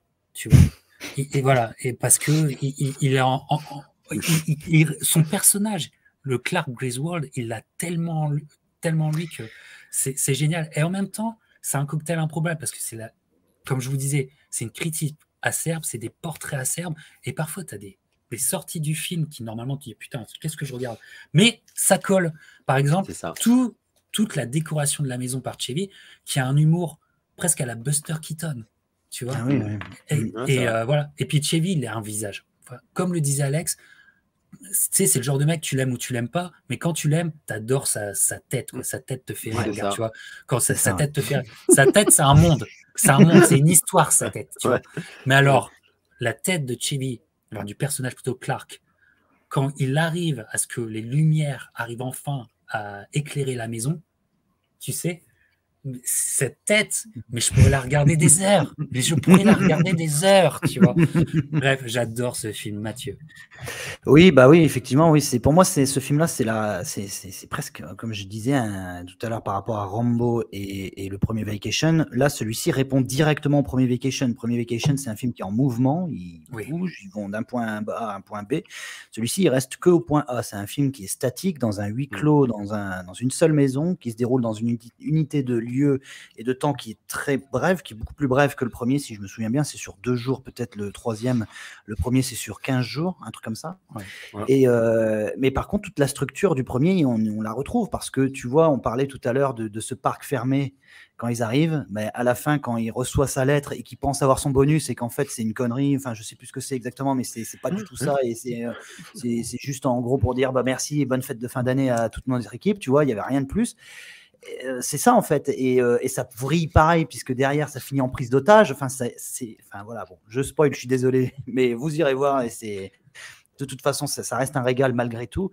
Mais ouais, non, je pense que le film est effectivement, comme le disait Alex, un commentaire effectivement sur la famille aussi, sur la famille américaine de ce moment-là, sur le poids des traditions et le poids de Noël, comme tu disais, qui est ultra prégnant dans la culture moderne américaine, enfin contemporaine américaine. C'est moi, je peux vous dire, tu vois, même au Canada, je peux vous dire, comment dire, avec les enfants, on va voir les lumières de Noël. C'est-à-dire qu'il y a des parcs qui font des lumières, mais aussi dans des quartiers, il y a encore des maisons qui s'amusent à décorer. Alors, pas au niveau de Chevy, parce que c'est juste impossible, mais et tu t'amuses à aller regarder dans le quartier les maisons comme ça. Et c'est un jeu, tu vois. Mais pour te dire à quel point le film, il prend vraiment aucune pincette avec à la fois ce qu'il lui raconte et aussi ce qu'il est lui-même, c'est-à-dire parler de la famille, de la classe moyenne. Quand ils sont tous réunis à table à un moment donné, là, et que tu te dis c'est bon, le moment des festivités va commencer, c'est un silence de mort autour de la table, ils n'ont rien à se dire. Et c'est ça que je trouve incroyable, c'est que même quand l'enjeu, le dénouement est arrivé... Et là, tu as l'impression de revivre ton propre Noël en famille, tu vois. Mais ouais, c'est un peu ça, ouais. Et c'est là que tu te dis, putain, il va loin quand même. Et en fait, c'est pas comme disait Alex, c'est pas de l'humour brutal qui va te faire rire sur le moment, mais dont il n'y aura rien derrière. Ça va être très vite vide, en fait. Là, il y a un humour beaucoup plus subtil qui va se jouer dans le non-dit, dans la petite réplique, dans le regard. Et effectivement, il y a le côté Buster Keaton avec la lumière et tout ça, le fait qu'il y a des problèmes de raccordement, des courts-circuits, des choses comme ça. Ça, ok. Mais ça, c'est encore une fois les petites pépites qui te permettent vraiment d'encaisser le coup des grosses scènes où vraiment il y a un arrière-goût assez punk et assez dur à encaisser. Voilà, c'est pour que la pilule passe mieux. Et c'est dans ce sens vraiment que je trouve que ce film-là n'est pas aussi novateur que le premier, parce que le premier reste le premier. Mais je trouve que la réponse au premier, elle est impeccable. C'est la meilleure suite qu'on pouvait imaginer pour un tel film. Et c'est peut-être, s'il fallait vraiment en garder que deux, ça serait celui-là et le premier. Oui, c'est deux cultes classiques, tout à fait. Ah ouais. Et c'est ce que le public a fait d'ailleurs. C'est les deux qui restent, évidemment. C'est vrai. En 89. Et n'oubliez pas que Chris Columbus aurait dû on va dû faire ce film, mais c'est Chevy qui a mis son veto à John Hughes. Il a dit non, ça sera pas lui, ça sera un autre. Ils ont pris un faiseur, parce que c'était son premier film aussi. Mais bref, Chris Columbus, Chevy, il l'a dans le nez à cause de ça. Mais bref, il se rattrapera un an plus tard avec Home Alone. Voilà, non, mais film vraiment assez extraordinaire, parce que ils se permettent, c'est encore un film grand public, mais qui se permet la liberté de dire ce qu'il pense. C'est rare les films qui se permettent, surtout les comédies, de dire vraiment ce qu'elles pensent. Ah bah oui, il a des couilles, hein. C'est un film qui a des couilles, clairement. Ouais. Clairement. Voilà, donc un culte classique, et puis Alex et moi, on est assez collectionneurs, donc il y a beaucoup de goodies aussi de ce film qui sont à faire. C'est marrant quand très révélateur d'ailleurs. C'est marrant quand tu sais ce que pensaient des goodies Chevy en 83. C'est quand même génial. Parce que maintenant, il vit presque de ça, hein, Chevy. Je veux dire, chaque Noël, je veux dire, il fait son, il peut payer ses impôts à chaque Noël, quoi. Tu vois. C'est clair. Voilà. Alors, en parlant de ce troisième épisode qui est génial, la saga va continuer, mais elle va continuer d'une façon où il faut quand même vous expliquer l'arrière-plan, ce qui se passe en coulisses, parce que il va y avoir une suite, un quatrième film qui va arriver en 97. Tu vois, moi en fait, c'est un souvenir qui m'est revenu. Je l'ai vu en France, j'avais CanalSat à l'époque, et puis tu pouvais acheter, il y avait du pay-per-view, tu pouvais acheter des films, tout ça, tu vois. Donc moi j'ai acheté beaucoup Showgirls, tu vois, mais j'avais acheté ce film Vegas Vacation sans comprendre et tout, et ça m'est complètement sorti de l'esprit. Et quand je me suis remis à Chevy et tout, c'est revenu ce film. On va parler bien sûr de Vegas Vacation, le quatrième qui arrive en 97, donc qui arrive un peu tard, quoi, qui arrive 8 ans plus tard. Trop tard, beaucoup trop tard. Voilà, 8 ans plus tard, mais il faut expliquer. En fait, Chevy va avoir des années 90 difficiles, alors qu'il y a des films qu'on adore en tant que Chevy-ologiste, qu'on adore. Ouais. Mais Chevy s'était impliqué dans la production et en fait avait une sorte de société de production pour ses films. Et en fait, il va accumuler des gadins. Memoir of Invisible Man, qui est un super film. Et d'ailleurs, Alex a fait une vidéo, allez la voir sur ça, parce qu'un film... n'écoutez pas ce que John Carpenter ou même Chevy disent de ce film. Regardez ce film, il est solide, ce film. Putain, qu'est-ce qu'il est bien. De ouf, t'es d'accord avec nous. Mais ça fonctionne pas. Il va essayer de se rattraper avec Kopp et Robertson, ça fonctionne pas. Et il va avoir un truc qui va le mettre dans un gros problème, c'est qu'il va être le host, il va avoir une émission de télé, une sorte de talk show à la Tonight Show sur la Fox, alors que normalement c'était Dolly Parton qui était prévue pour être la présentatrice, Alex. Wow. Et c'est Dolly, je crois qu'elle a des concerts, une tournée de concerts en arena, elle va refuser, alors que c'était elle qui était prévue. C'est Chevy qui va le faire en impliquant sa société de promotion. Ça va être un gadin terrible. Ils vont pas trouver leur ton, ça va être un gadin terrible. Il a déjà pris un coup de vieux, donc par rapport à tous les autres comiques, il est beaucoup plus âgé que les autres comiques déjà de l'époque. Ça marche pas, ça le fout dans la merde. Et donc, pour essayer de se remettre à flot avec Warner Bros, eh ben, il va utiliser la dernière carte qu'il a en main en tant que star américaine, c'est sa franchise. Et donc, il dit, on va ressortir un Vacation. Voilà pourquoi. Vous connaissez. Donc, déjà, ça part mal, parce que quand ça part sur des, comment dire, sur ce genre de terreau, ça peut pas vraiment fonctionner. Mais malgré tout, ce film garde quelque chose d'hyper punk, d'hyper violent. Il y a une sorte de rage. Je pense qu'ils ont tous la rage dans ce film, tu vois. Ah ouais, Chevy, il a grave la rage. Et ça dit quelque chose. Écoutez, moi, j'ai revu encore ce film cette année. Je l'ai vu 2 fois.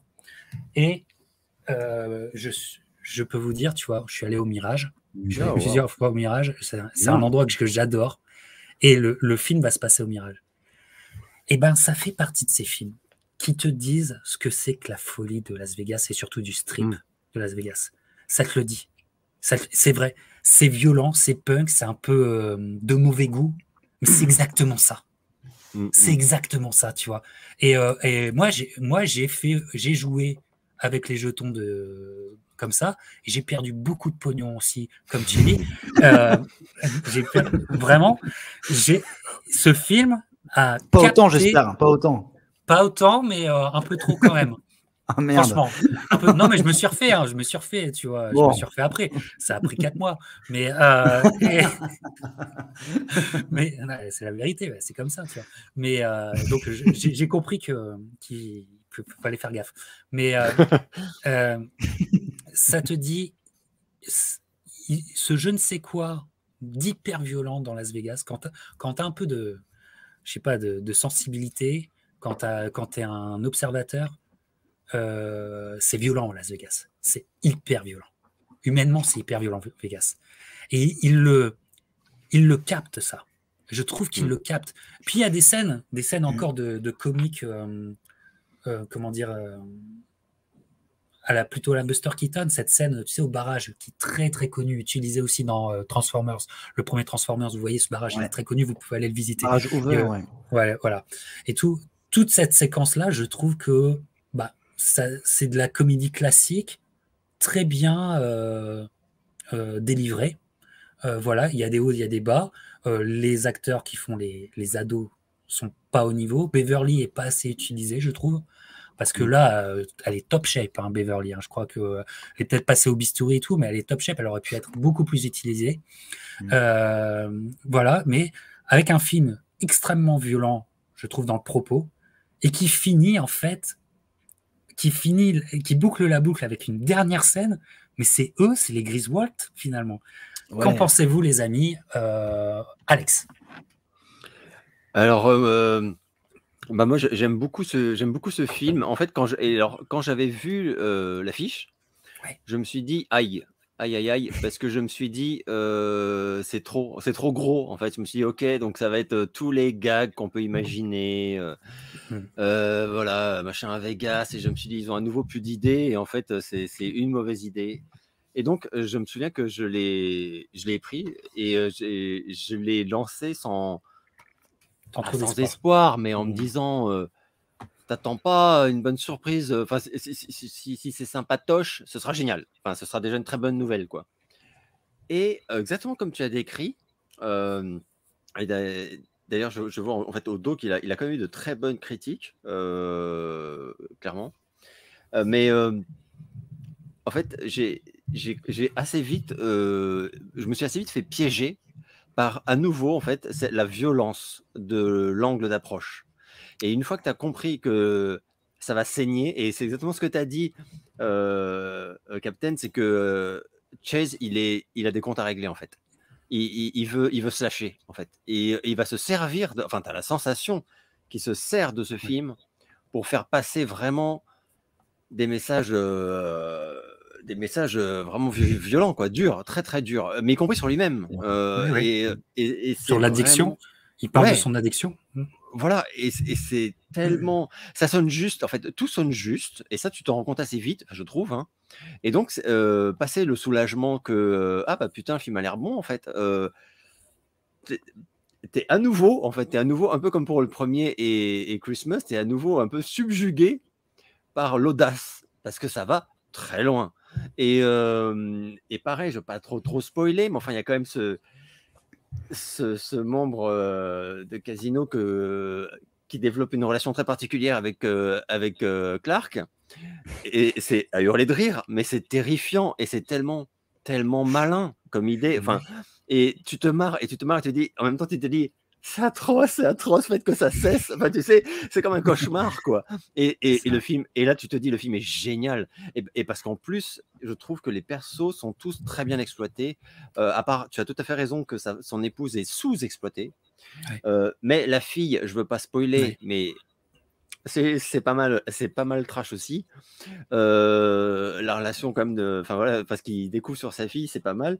Et on voit bien effectivement, très bien même comment dire, l'emprise de ce lieu, enfin de cette ville, mais vraiment de Las Vegas sur des esprits qui n'y sont pas accoutumés. Enfin, je sais pas comment dire, et surtout qui se croient plus malins que le système en fait.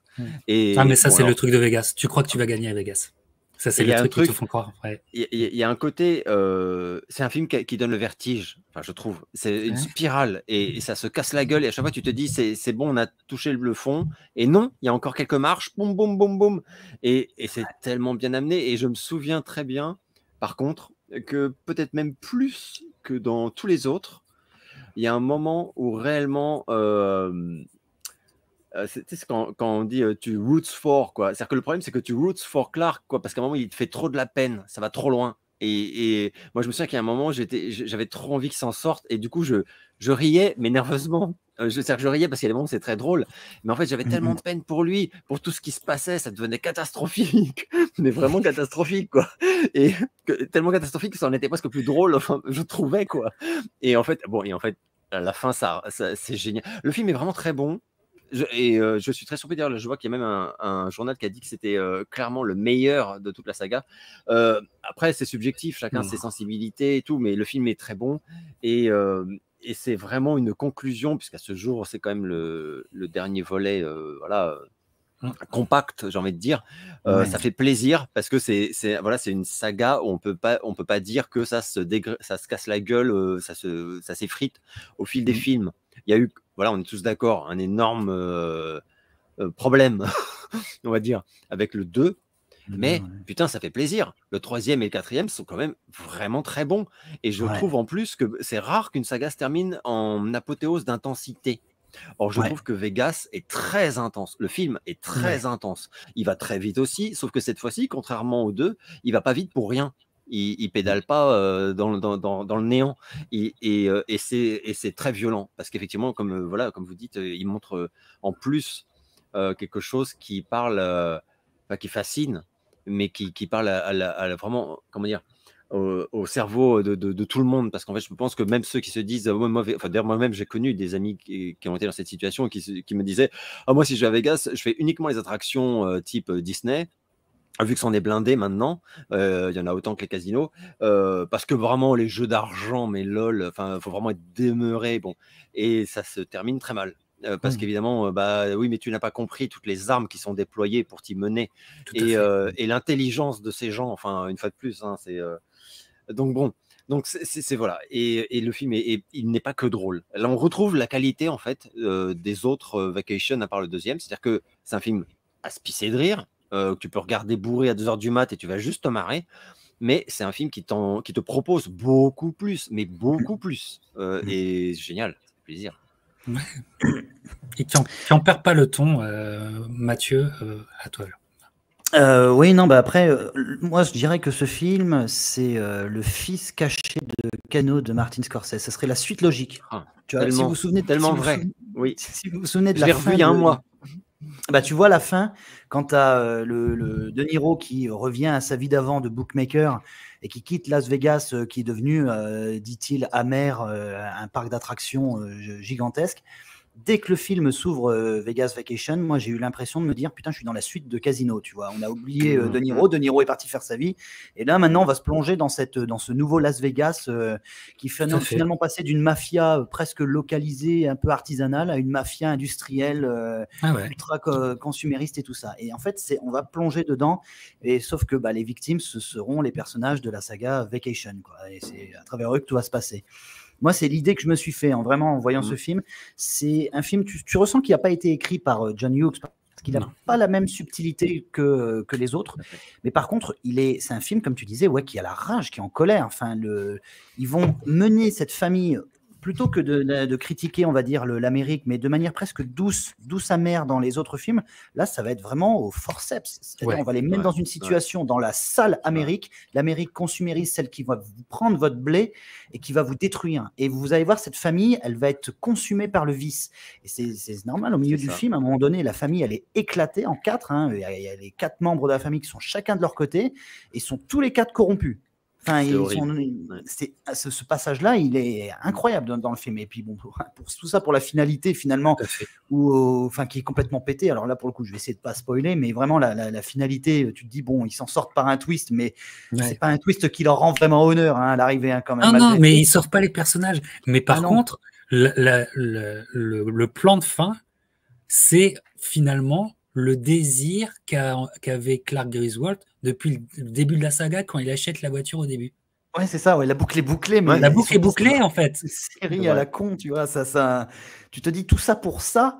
Et finalement, le film se termine avec un doigt d'honneur, quoi, pour toi. Et tu te dis, qu'est-ce que tu as tenté de plus? C'est des personnages qui sont comme ça, on les a caractérisés comme ça. La finalité, elle ne peut aller que là, en fait, finalement. Donc, mais ouais, le film, il est brutal. Le film est vraiment brutal. Vraiment brutal, avec une scène, moi, je trouve que c'est une grande scène de cinéma sur la question de la morale. On est au plus du 3/4 du film, et ils sont vraiment dans la merde. Enfin, les vices les ont, comme tu l'as dit, corrompus au dernier degré, et ils sont tous au bout du rouleau. Et puis, ils jouent tous sur un billet de loterie, et il y a une sorte de salle d'attente avec les guichets, et il y a une rencontre d'un grand-père, d'un vieux monsieur, voilà. Et il va se jouer quelque chose. Je trouve que la scène est magnifique en termes de timing, en termes de tempo, en termes de contretemps aussi. Et je trouve qu'ils ont une maîtrise du contretemps dans cette scène-là. Je parle vraiment spécifiquement de cette scène-là. Ça se pose vraiment. Quand vous verrez ce film, vous comprendrez de quoi je parle, et qui dit tout, quoi. C'est vraiment le film qui se joue de ces personnages et qui vous montre, mais regardez, il n'y a pas grand-chose à sauver, les amis. Y a pas, tu vois. Et c'est... Moi, écoute, ce film, c'est pas que ça m'a réconcilié avec Chevy. Chevy, c'est un de mes dieux. Mais ça m'a réconcilié avec le fait que Chevy, il a toujours été un écrivain et qu'il a mené une carrière plus de qualité que ce qu'on dit, parce que il boucle sa saga à lui, il la boucle comme ça, avec un esprit punk, alors qu'il a plus de 50 piges, tu vois, quand il fait ça. Tu vois, il a plus de 50 piges. Il a gardé cette rage, quoi. Il a gardé cette rage du National Lampoon, il l'a gardé. Et ça me fait plaisir. Mais tu sens qu'il lâche tout, vraiment. Il s'est dit, ça sera peut-être la dernière fois que je vais pouvoir le faire, donc maintenant je mets tout. Oui. Il y a un côté kamikaze presque. Clairement. Clairement. Et après, de toute façon, ça explosera en plein vol, le Chevy, effectivement. Mais, écoute, dans une franchise, ils ont tous des franchises, les stars américaines, mais sur 4 films, tu en as 2 cultes classiques et 1 solide. Tu as réussi ta franchise. Ouais, c'est ça. Tu pardonnes l'écart de conduite du 2, tu pardonnes. Voilà. Alors, sachez, messieurs, qu'en direct DVD, il y a eu des Christmas Vacation avec Randy Quaid. Qui existe. J'ai entendu parler de ce truc-là. Il paraît que c'est immonde, jamais vu. Pas voulu. Moi non plus, pas voulu. Mais je répète, renseignez-vous sur Randy Quaid et sa vie, c'est quelque chose. Et puis il y a 2015. Moi, 2015, là, je l'attendais, tu vois. Je l'attendais parce que... Et il y a ce reboot qui est à la fois suite reboot. Là, par contre, j'ai une sensation douce amère là-dessus. J'ai beaucoup d'amertume Parce que c'est un film qui, si tu prends des scènes, certaines scènes, je trouve qu'il est bon. Si tu prends d'autres scènes, il m'agace au plus haut point. Il y a un je ne sais quoi qui ne va pas dans ce film. Il y a quand même Beverly et Chevy qui sont de retour dans le meilleur moment du film. Hein. C'est, en fait, tu regardes le film en voulant les revoir, tu les revois. Et bref. Ouais, alors que Moi, j'aime- Beverly, c'est quand même un plan, hein, c'est juste un plan. Ouais, c'est Beverly, juste pour le un coup. plan. Et puis, il y a cette scène-là qui me fait rire. Ouais, ouais, c'est vrai. Chevy Chase qui tient un Airbnb, c'est une très bonne idée. Sauf Ouais. qu'en fait, ce film, il est bourré de bonnes idées. C'est fait par des gens qui comprennent Vacation. Mais putain, Ah oui, ça oui. tape à côté à chaque Ouais. fois. Ça Ouais. tape à côté. Mais ça m'agace parce que ça aurait pu être bien. Ça C'est l'est grossier pas. comme film. Ça l'est pas du tout. Alors que le film d'après qu'ils vont faire Game Night, je crois, qui est un super film comique de ces dernières années. Je vous le conseille. Mais en fait, Ed Helms, putain, c'est lui qui va pas. Il fallait pas caster ce mec. Il fallait caster un Jason Bateman. Il fallait caster un autre gars que lui. Parce que lui, c'est marqué sur sa gueule que c'est une serpillière sur laquelle tu t'essuies. Tu vois. Et Chevy, Claire. et non, mais Clark Griswold, c'est pas ça. Non, C'est ouais, ouais. pas ça. Et ça m'a fait chier. Christina Applegate, je l'aime bien. Mais alors, Ed Helms, ça me fait chier sur ce reboot. Quel est votre avis là-dessus? Mais j'ai les boules. Vas-y, Alex, vas-y. En fait, j'en ai très peu de souvenirs. Je sais que je l'ai vu. Je m'attendais à une telle purge. Enfin, moi, contrairement à toi, j'avais vraiment aucun espoir. Donc, je pensais que ce serait juste une insulte à ma petite saga. Mais t'as vu les échos avant de le voir? T'as vu les échos du film? Il y a eu de mauvaises critiques, ce film. Ouais, j'ai pas souvenir vraiment d'avoir checké en fait. Je me Parce que souviens moi, je juste suis allé le voir sans avoir écouté ni les critiques et Non, tout ça. non, Je suis allé j'étais direct. non, c'était vraiment des a priori un peu perso parce que je suis pas très fan non plus de cet acteur, même si j'ai rien contre. Hein, mais il est trop, en fait, merde, comment ça s'appelle déjà la saga justement c'est Very Bad Things. Very Bad Trip. Oui, Very Bad Trip. Very Bad Trip, merci. The Hangover. Ouais. Voilà, il est trop. Pour moi, c'est le film qui l'a fait exploser dans le monde. Voilà, oui, il est très bien, il n'y a pas de problème. Mais bon, pour moi, il n'a pas la subtilité de faciès. C'est un peu ce que tu disais, Captain. C'est pas de sa faute, hein, c'est pas que c'est un mauvais acteur. Je connais pas assez bien de toute façon. Mais il dégage trop de choses. Enfin, il est trop typé. Enfin, ça va pas, ça passe pas. Et il fallait quelqu'un, effectivement. Où ce soit pas flagrant que tu as une tête de victime ou je sais pas quoi, tu vois. Et là, c'est en ça d'ailleurs que moi, je suis très accro à Will Ferrell, par exemple, qui, avec son visage, peut exprimer beaucoup plus de subtilité, et il le fait, exactement comme Chevy Chase à l'époque. Et donc, bref, donc j'ai vu, et un peu comme toi, Captain, j'ai finalement été... Enfin, je me souviens qu'à plusieurs moments, je me disais « Ah bah tiens, ça c'est pas mal par contre ». Enfin, c'est-à-dire qu'en fait, j'avais quelques bonnes surprises parce qu'il y a des moments où il y a des trucs qui sont bons, mais en fait, c'est noyé dans un film qui est pas bon. Donc, évidemment, ça ne suffit pas du tout. Mais c'est pas non plus, c'est pas une honte absolue. Enfin, il y a évidemment 1000 fois pire qui sort comme comédie de merde chaque année, mais c'est clairement un ratage total. Et c'est totalement à côté de la cible, totalement à côté de la cible.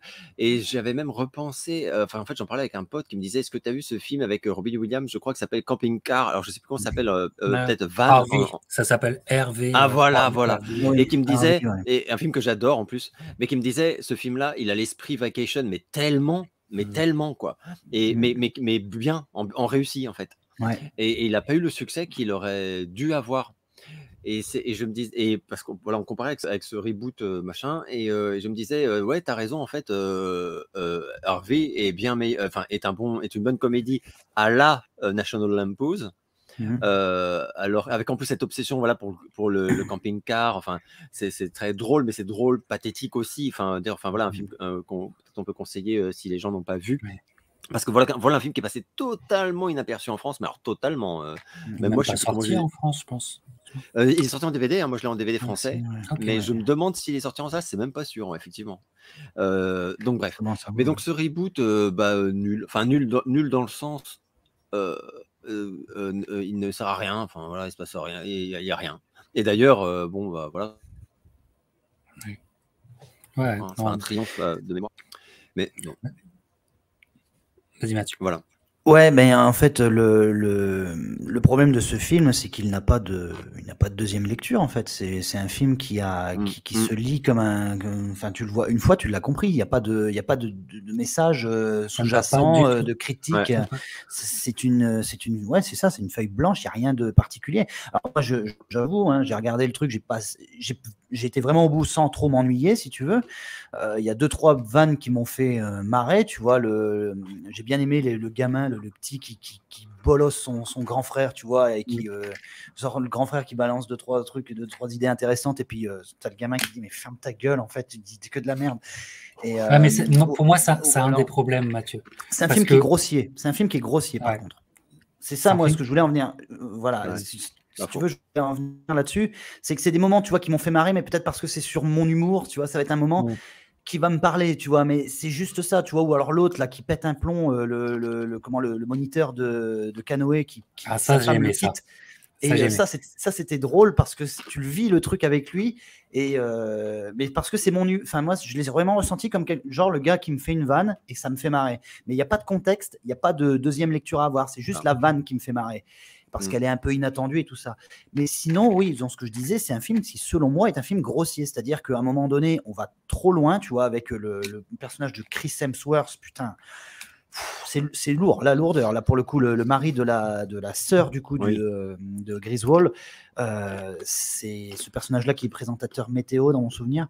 Enfin, c'est un personnage qui tu vois, c'est de l'humour, en fait, si tu veux, américain de base, mais grossier, qu'on a vu 1000 fois et qui n'a pas eu la substance. Enfin, on retrouve pas. Moi, j'ai pas eu le sentiment. J'ai eu le sentiment d'avoir un film qui s'appelait Vacation, qui me parlait à peu près de la même chose que le premier film, mais sans toutefois être lié ou associé de près ou de loin à l'écriture, à l'atmosphère. Enfin, c'est comme si j'étais dans une autre saga, dans un autre film ou dans une autre temporalité, dans un autre multiverse, tu vois, comme c'est la mode en ce moment. Mais c'est pas la suite directe, tu vois. J'ai le personnage de Chevy Chase.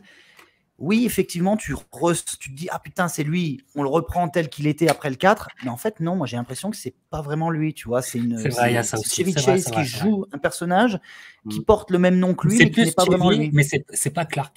Je suis d'accord avec toi. C'est ça. Donc c'est un film qui est pas désagréable, tu le regardes, tu peux même te trouver ton compte, hein. Il y a 2-3 blagues qui peuvent bien passer, mais on n'est plus vraiment dans Vacation parce qu'on n'a plus déjà cette seconde lecture qui faisait le charme du truc, parce qu'ils essayent en fait de reprendre à peu près la même trame que l'original, mais la classe moyenne américaine, comme on disait au début, elle n'est plus la même aujourd'hui qu'à l'époque, donc tu peux plus reconstruire ce schéma-là à l'identique en fait. Le coup du parc d'attractions, tout ça, ça ne marche plus en fait aujourd'hui. Le coup du gîte, ça aurait pu fonctionner si on avait décidé de mettre le personnage de Chevy Chase en avant plus que les autres. Bon, visiblement, c'était pas le cas parce que pour tout un tas de raisons, mais ouais, je sais pas.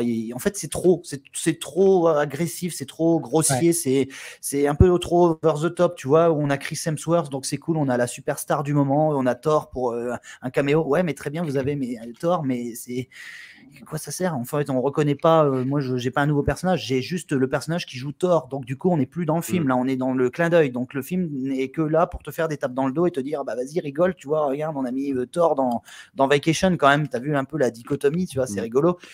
Bah non, en fait, ça n'a pas de sens, ça n'a pas beaucoup d'intérêt. Donc pour moi, ouais, je garde vraiment en tête les 4 premiers. Celui-là est un petit bonus en plus, c'est une version 2.0 au rabais, mais mais qui donne. Enfin, moi, je me fais généralement, je tiens, tu sais, avant la scène de la sororité là et tout, déjà j'en peux plus, et donc en fait, j'arrête le film et je reviens là-dessus. Je reviens. Ouais. Par contre, je me retape Vacation en entier. Tu vois. Voilà. Bref. Bon, en tout cas, une saga totalement atypique. Ah oui. Une saga. Ça, clairement, ouais. Une saga donc unique où vraiment vous trouverez vos comptes à des niveaux de lecture totalement différents. C'est une saga vraiment qui me continue de me fasciner et qui va encore me fasciner longtemps, les amis. Ah oui, je suis entièrement d'accord. Ah oui, mais clairement, parce que moi, ça a été une vraie belle découverte. Je pense que c'est une de mes plus belles découvertes, en tout cas cette année. Parce que, comme je disais au tout début, je ne connaissais pas du tout cette franchise. Je m'y intéressais pas non plus forcément. De nom, de très loin, tu vois. Je savais que ça Maintenant, existait. t'es dans la secte des chiviologistes. Mais maintenant, je suis Voilà, rentré, c'est ça. j'ai la carte de membre maintenant de la secte.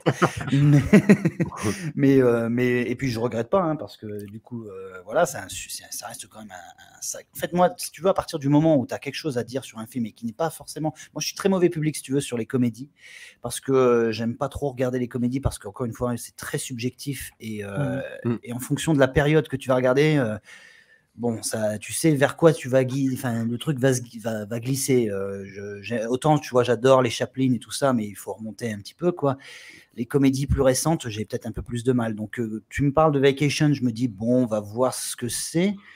Et puis finalement, c'est peut-être moins dans l'aspect comédie que dans l'aspect social que j'y ai trouvé vraiment mon compte dans cette saga, qui a vraiment des choses à dire et qui les dit d'une manière qui est si brutale que tu ne peux pas juste rester indemne ou insensible au truc, tu vois. Même s'il y a des blagues qui ne te parlent pas sur le moment, bah, tu vas quand même les assimiler, tu vas quand même essayer de les repenser, les réfléchir pour en extraire quelque chose. Et tu vois, j'ai pas forcément toujours ri à Grandes Esclaves, tu vois, parce que je l'ai quand même découvert assez tard, tu vois, à 32 ans, tu vois, donc je les découvre assez tard. Mais donc j'ai pas ri vraiment à gorge déployée, mais pour autant, je me suis dit, putain, c'était quand même assez génial malgré tout, dans l'ensemble, avec quand même une pointe, une fulgurance sur le tout premier qui quand même arrive vraiment comme un bourrin dans cette génération du début des années 80, qui reste quand même une génération assez balisé, j'allais dire aseptisé, c'est peut-être un peu violent comme mot, je dirais surtout balisé, avec des normes bien marquées. Celui-ci, il arrive, oui, bah, tu vois, regarde ce que je fais de tes normes, et tu vois, je vais toutes les récupérer, puis je vais te faire une comédie, tu vas voir, tu vas pas t'en remettre. Et c'est exactement ça, et tu te dis, putain, le salaud, il m'a baisé avec les codes que j'adore, tu vois, enfin, c'est incroyable. C'est ça. Et Vacation, vraiment, pour ceux qui ne connaissent pas cette saga, franchement, foncez-y, c'est une pépite. Une pépite réelle. Alex. Magnifique discours. Magnifique. Non, mais franchement, mais parce qu'en plus, ça donne envie, parce que voilà, en plus, c'est quelqu'un qui vient de découvrir. Donc, en fait, c'est le cas. Enfin, moi, franchement, si je regardais la vidéo, avec ce que tu viens de dire, je finis d'être convaincu de donner une chance. Après, c'est comme toute œuvre, hein, on ne peut pas jurer que ça va plaire à tout le monde, et Dieu merci, ça ne plaira pas à tout le monde. Encore heureux. Par contre, ce qui est vrai, c'est que c'est anormalement méconnu en France, déjà. Donc, voilà, comme les trois quarts des gens qui vont nous regarder, je pense qu'à part des gens qui ont fouiné parce qu'ils sont obsédés par les années 80, ou qu'ils ont, voilà, c'est leur vie, c'est les comédies, enfin XY, c'est pas une saga qui est connue, donc du tout, enfin chez nous en tout cas pas, mais alors du tout, déjà que le mec est pas connu, Chevy Chase, enfin moi j'ai envie de dire, ça m'arrive très régulièrement de sortir ce nom et qu'on me dise qui, enfin je veux pas, et là j'ai un gros malaise et je dis non mais Fletch, et ils font Fletch, je sais pas ce que c'est. Et là tu réalises qu'en fait en France on a défendu aucun de ces films, donc en fait oui, c'est très facile de pas connaître, en fait c'est pas eux qui sont ignares, c'est qu'en fait bah non, c'est voilà, donc là on essaye aussi un peu de pousser le truc en disant allez parce que vraiment ça le mérite, et que c'est, je pense, assez mésestimé. Pas forcément sous-estimé, mais mésestimé.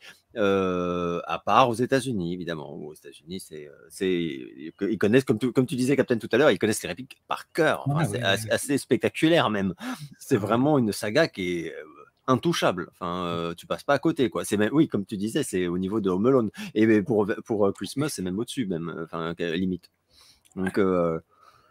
Donc voilà, et puis Chevy Chase, quoi, et ce mec quand même, enfin jusqu'à ce qu'il, j'espère qu'il va bien. Je sais qu'à un moment il avait gros soucis de santé en plus, mais enfin moi je sais que c'est quelqu'un, le jour où il va partir, ça va me faire de la peine, parce que ça va vraiment être, ça va vraiment me faire mal, parce que je crois qu'on va s'appeler de toute façon le jour. ça va vraiment être une part de. C'est vraiment quelqu'un qui m'a donné énormément par son œuvre, quoi, mais énormément. Il m'a pas juste distrait et fait rigoler. C'est bien au-delà de ça. Il est fascinant. Donc c'est quelqu'un que j'aime beaucoup.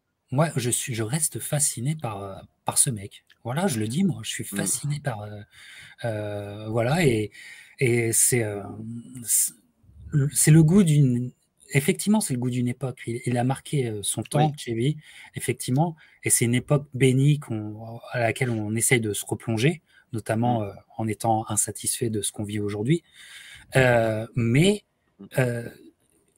comment dire, moi, je vois l'histoire d'un punk. Hein. J'ai dit ça plusieurs fois, mais vraiment, et c'est pas parce qu'il faisait pas de la musique qu'il n'était pas punk. Au contraire, je pense d'un punk qui l'est resté.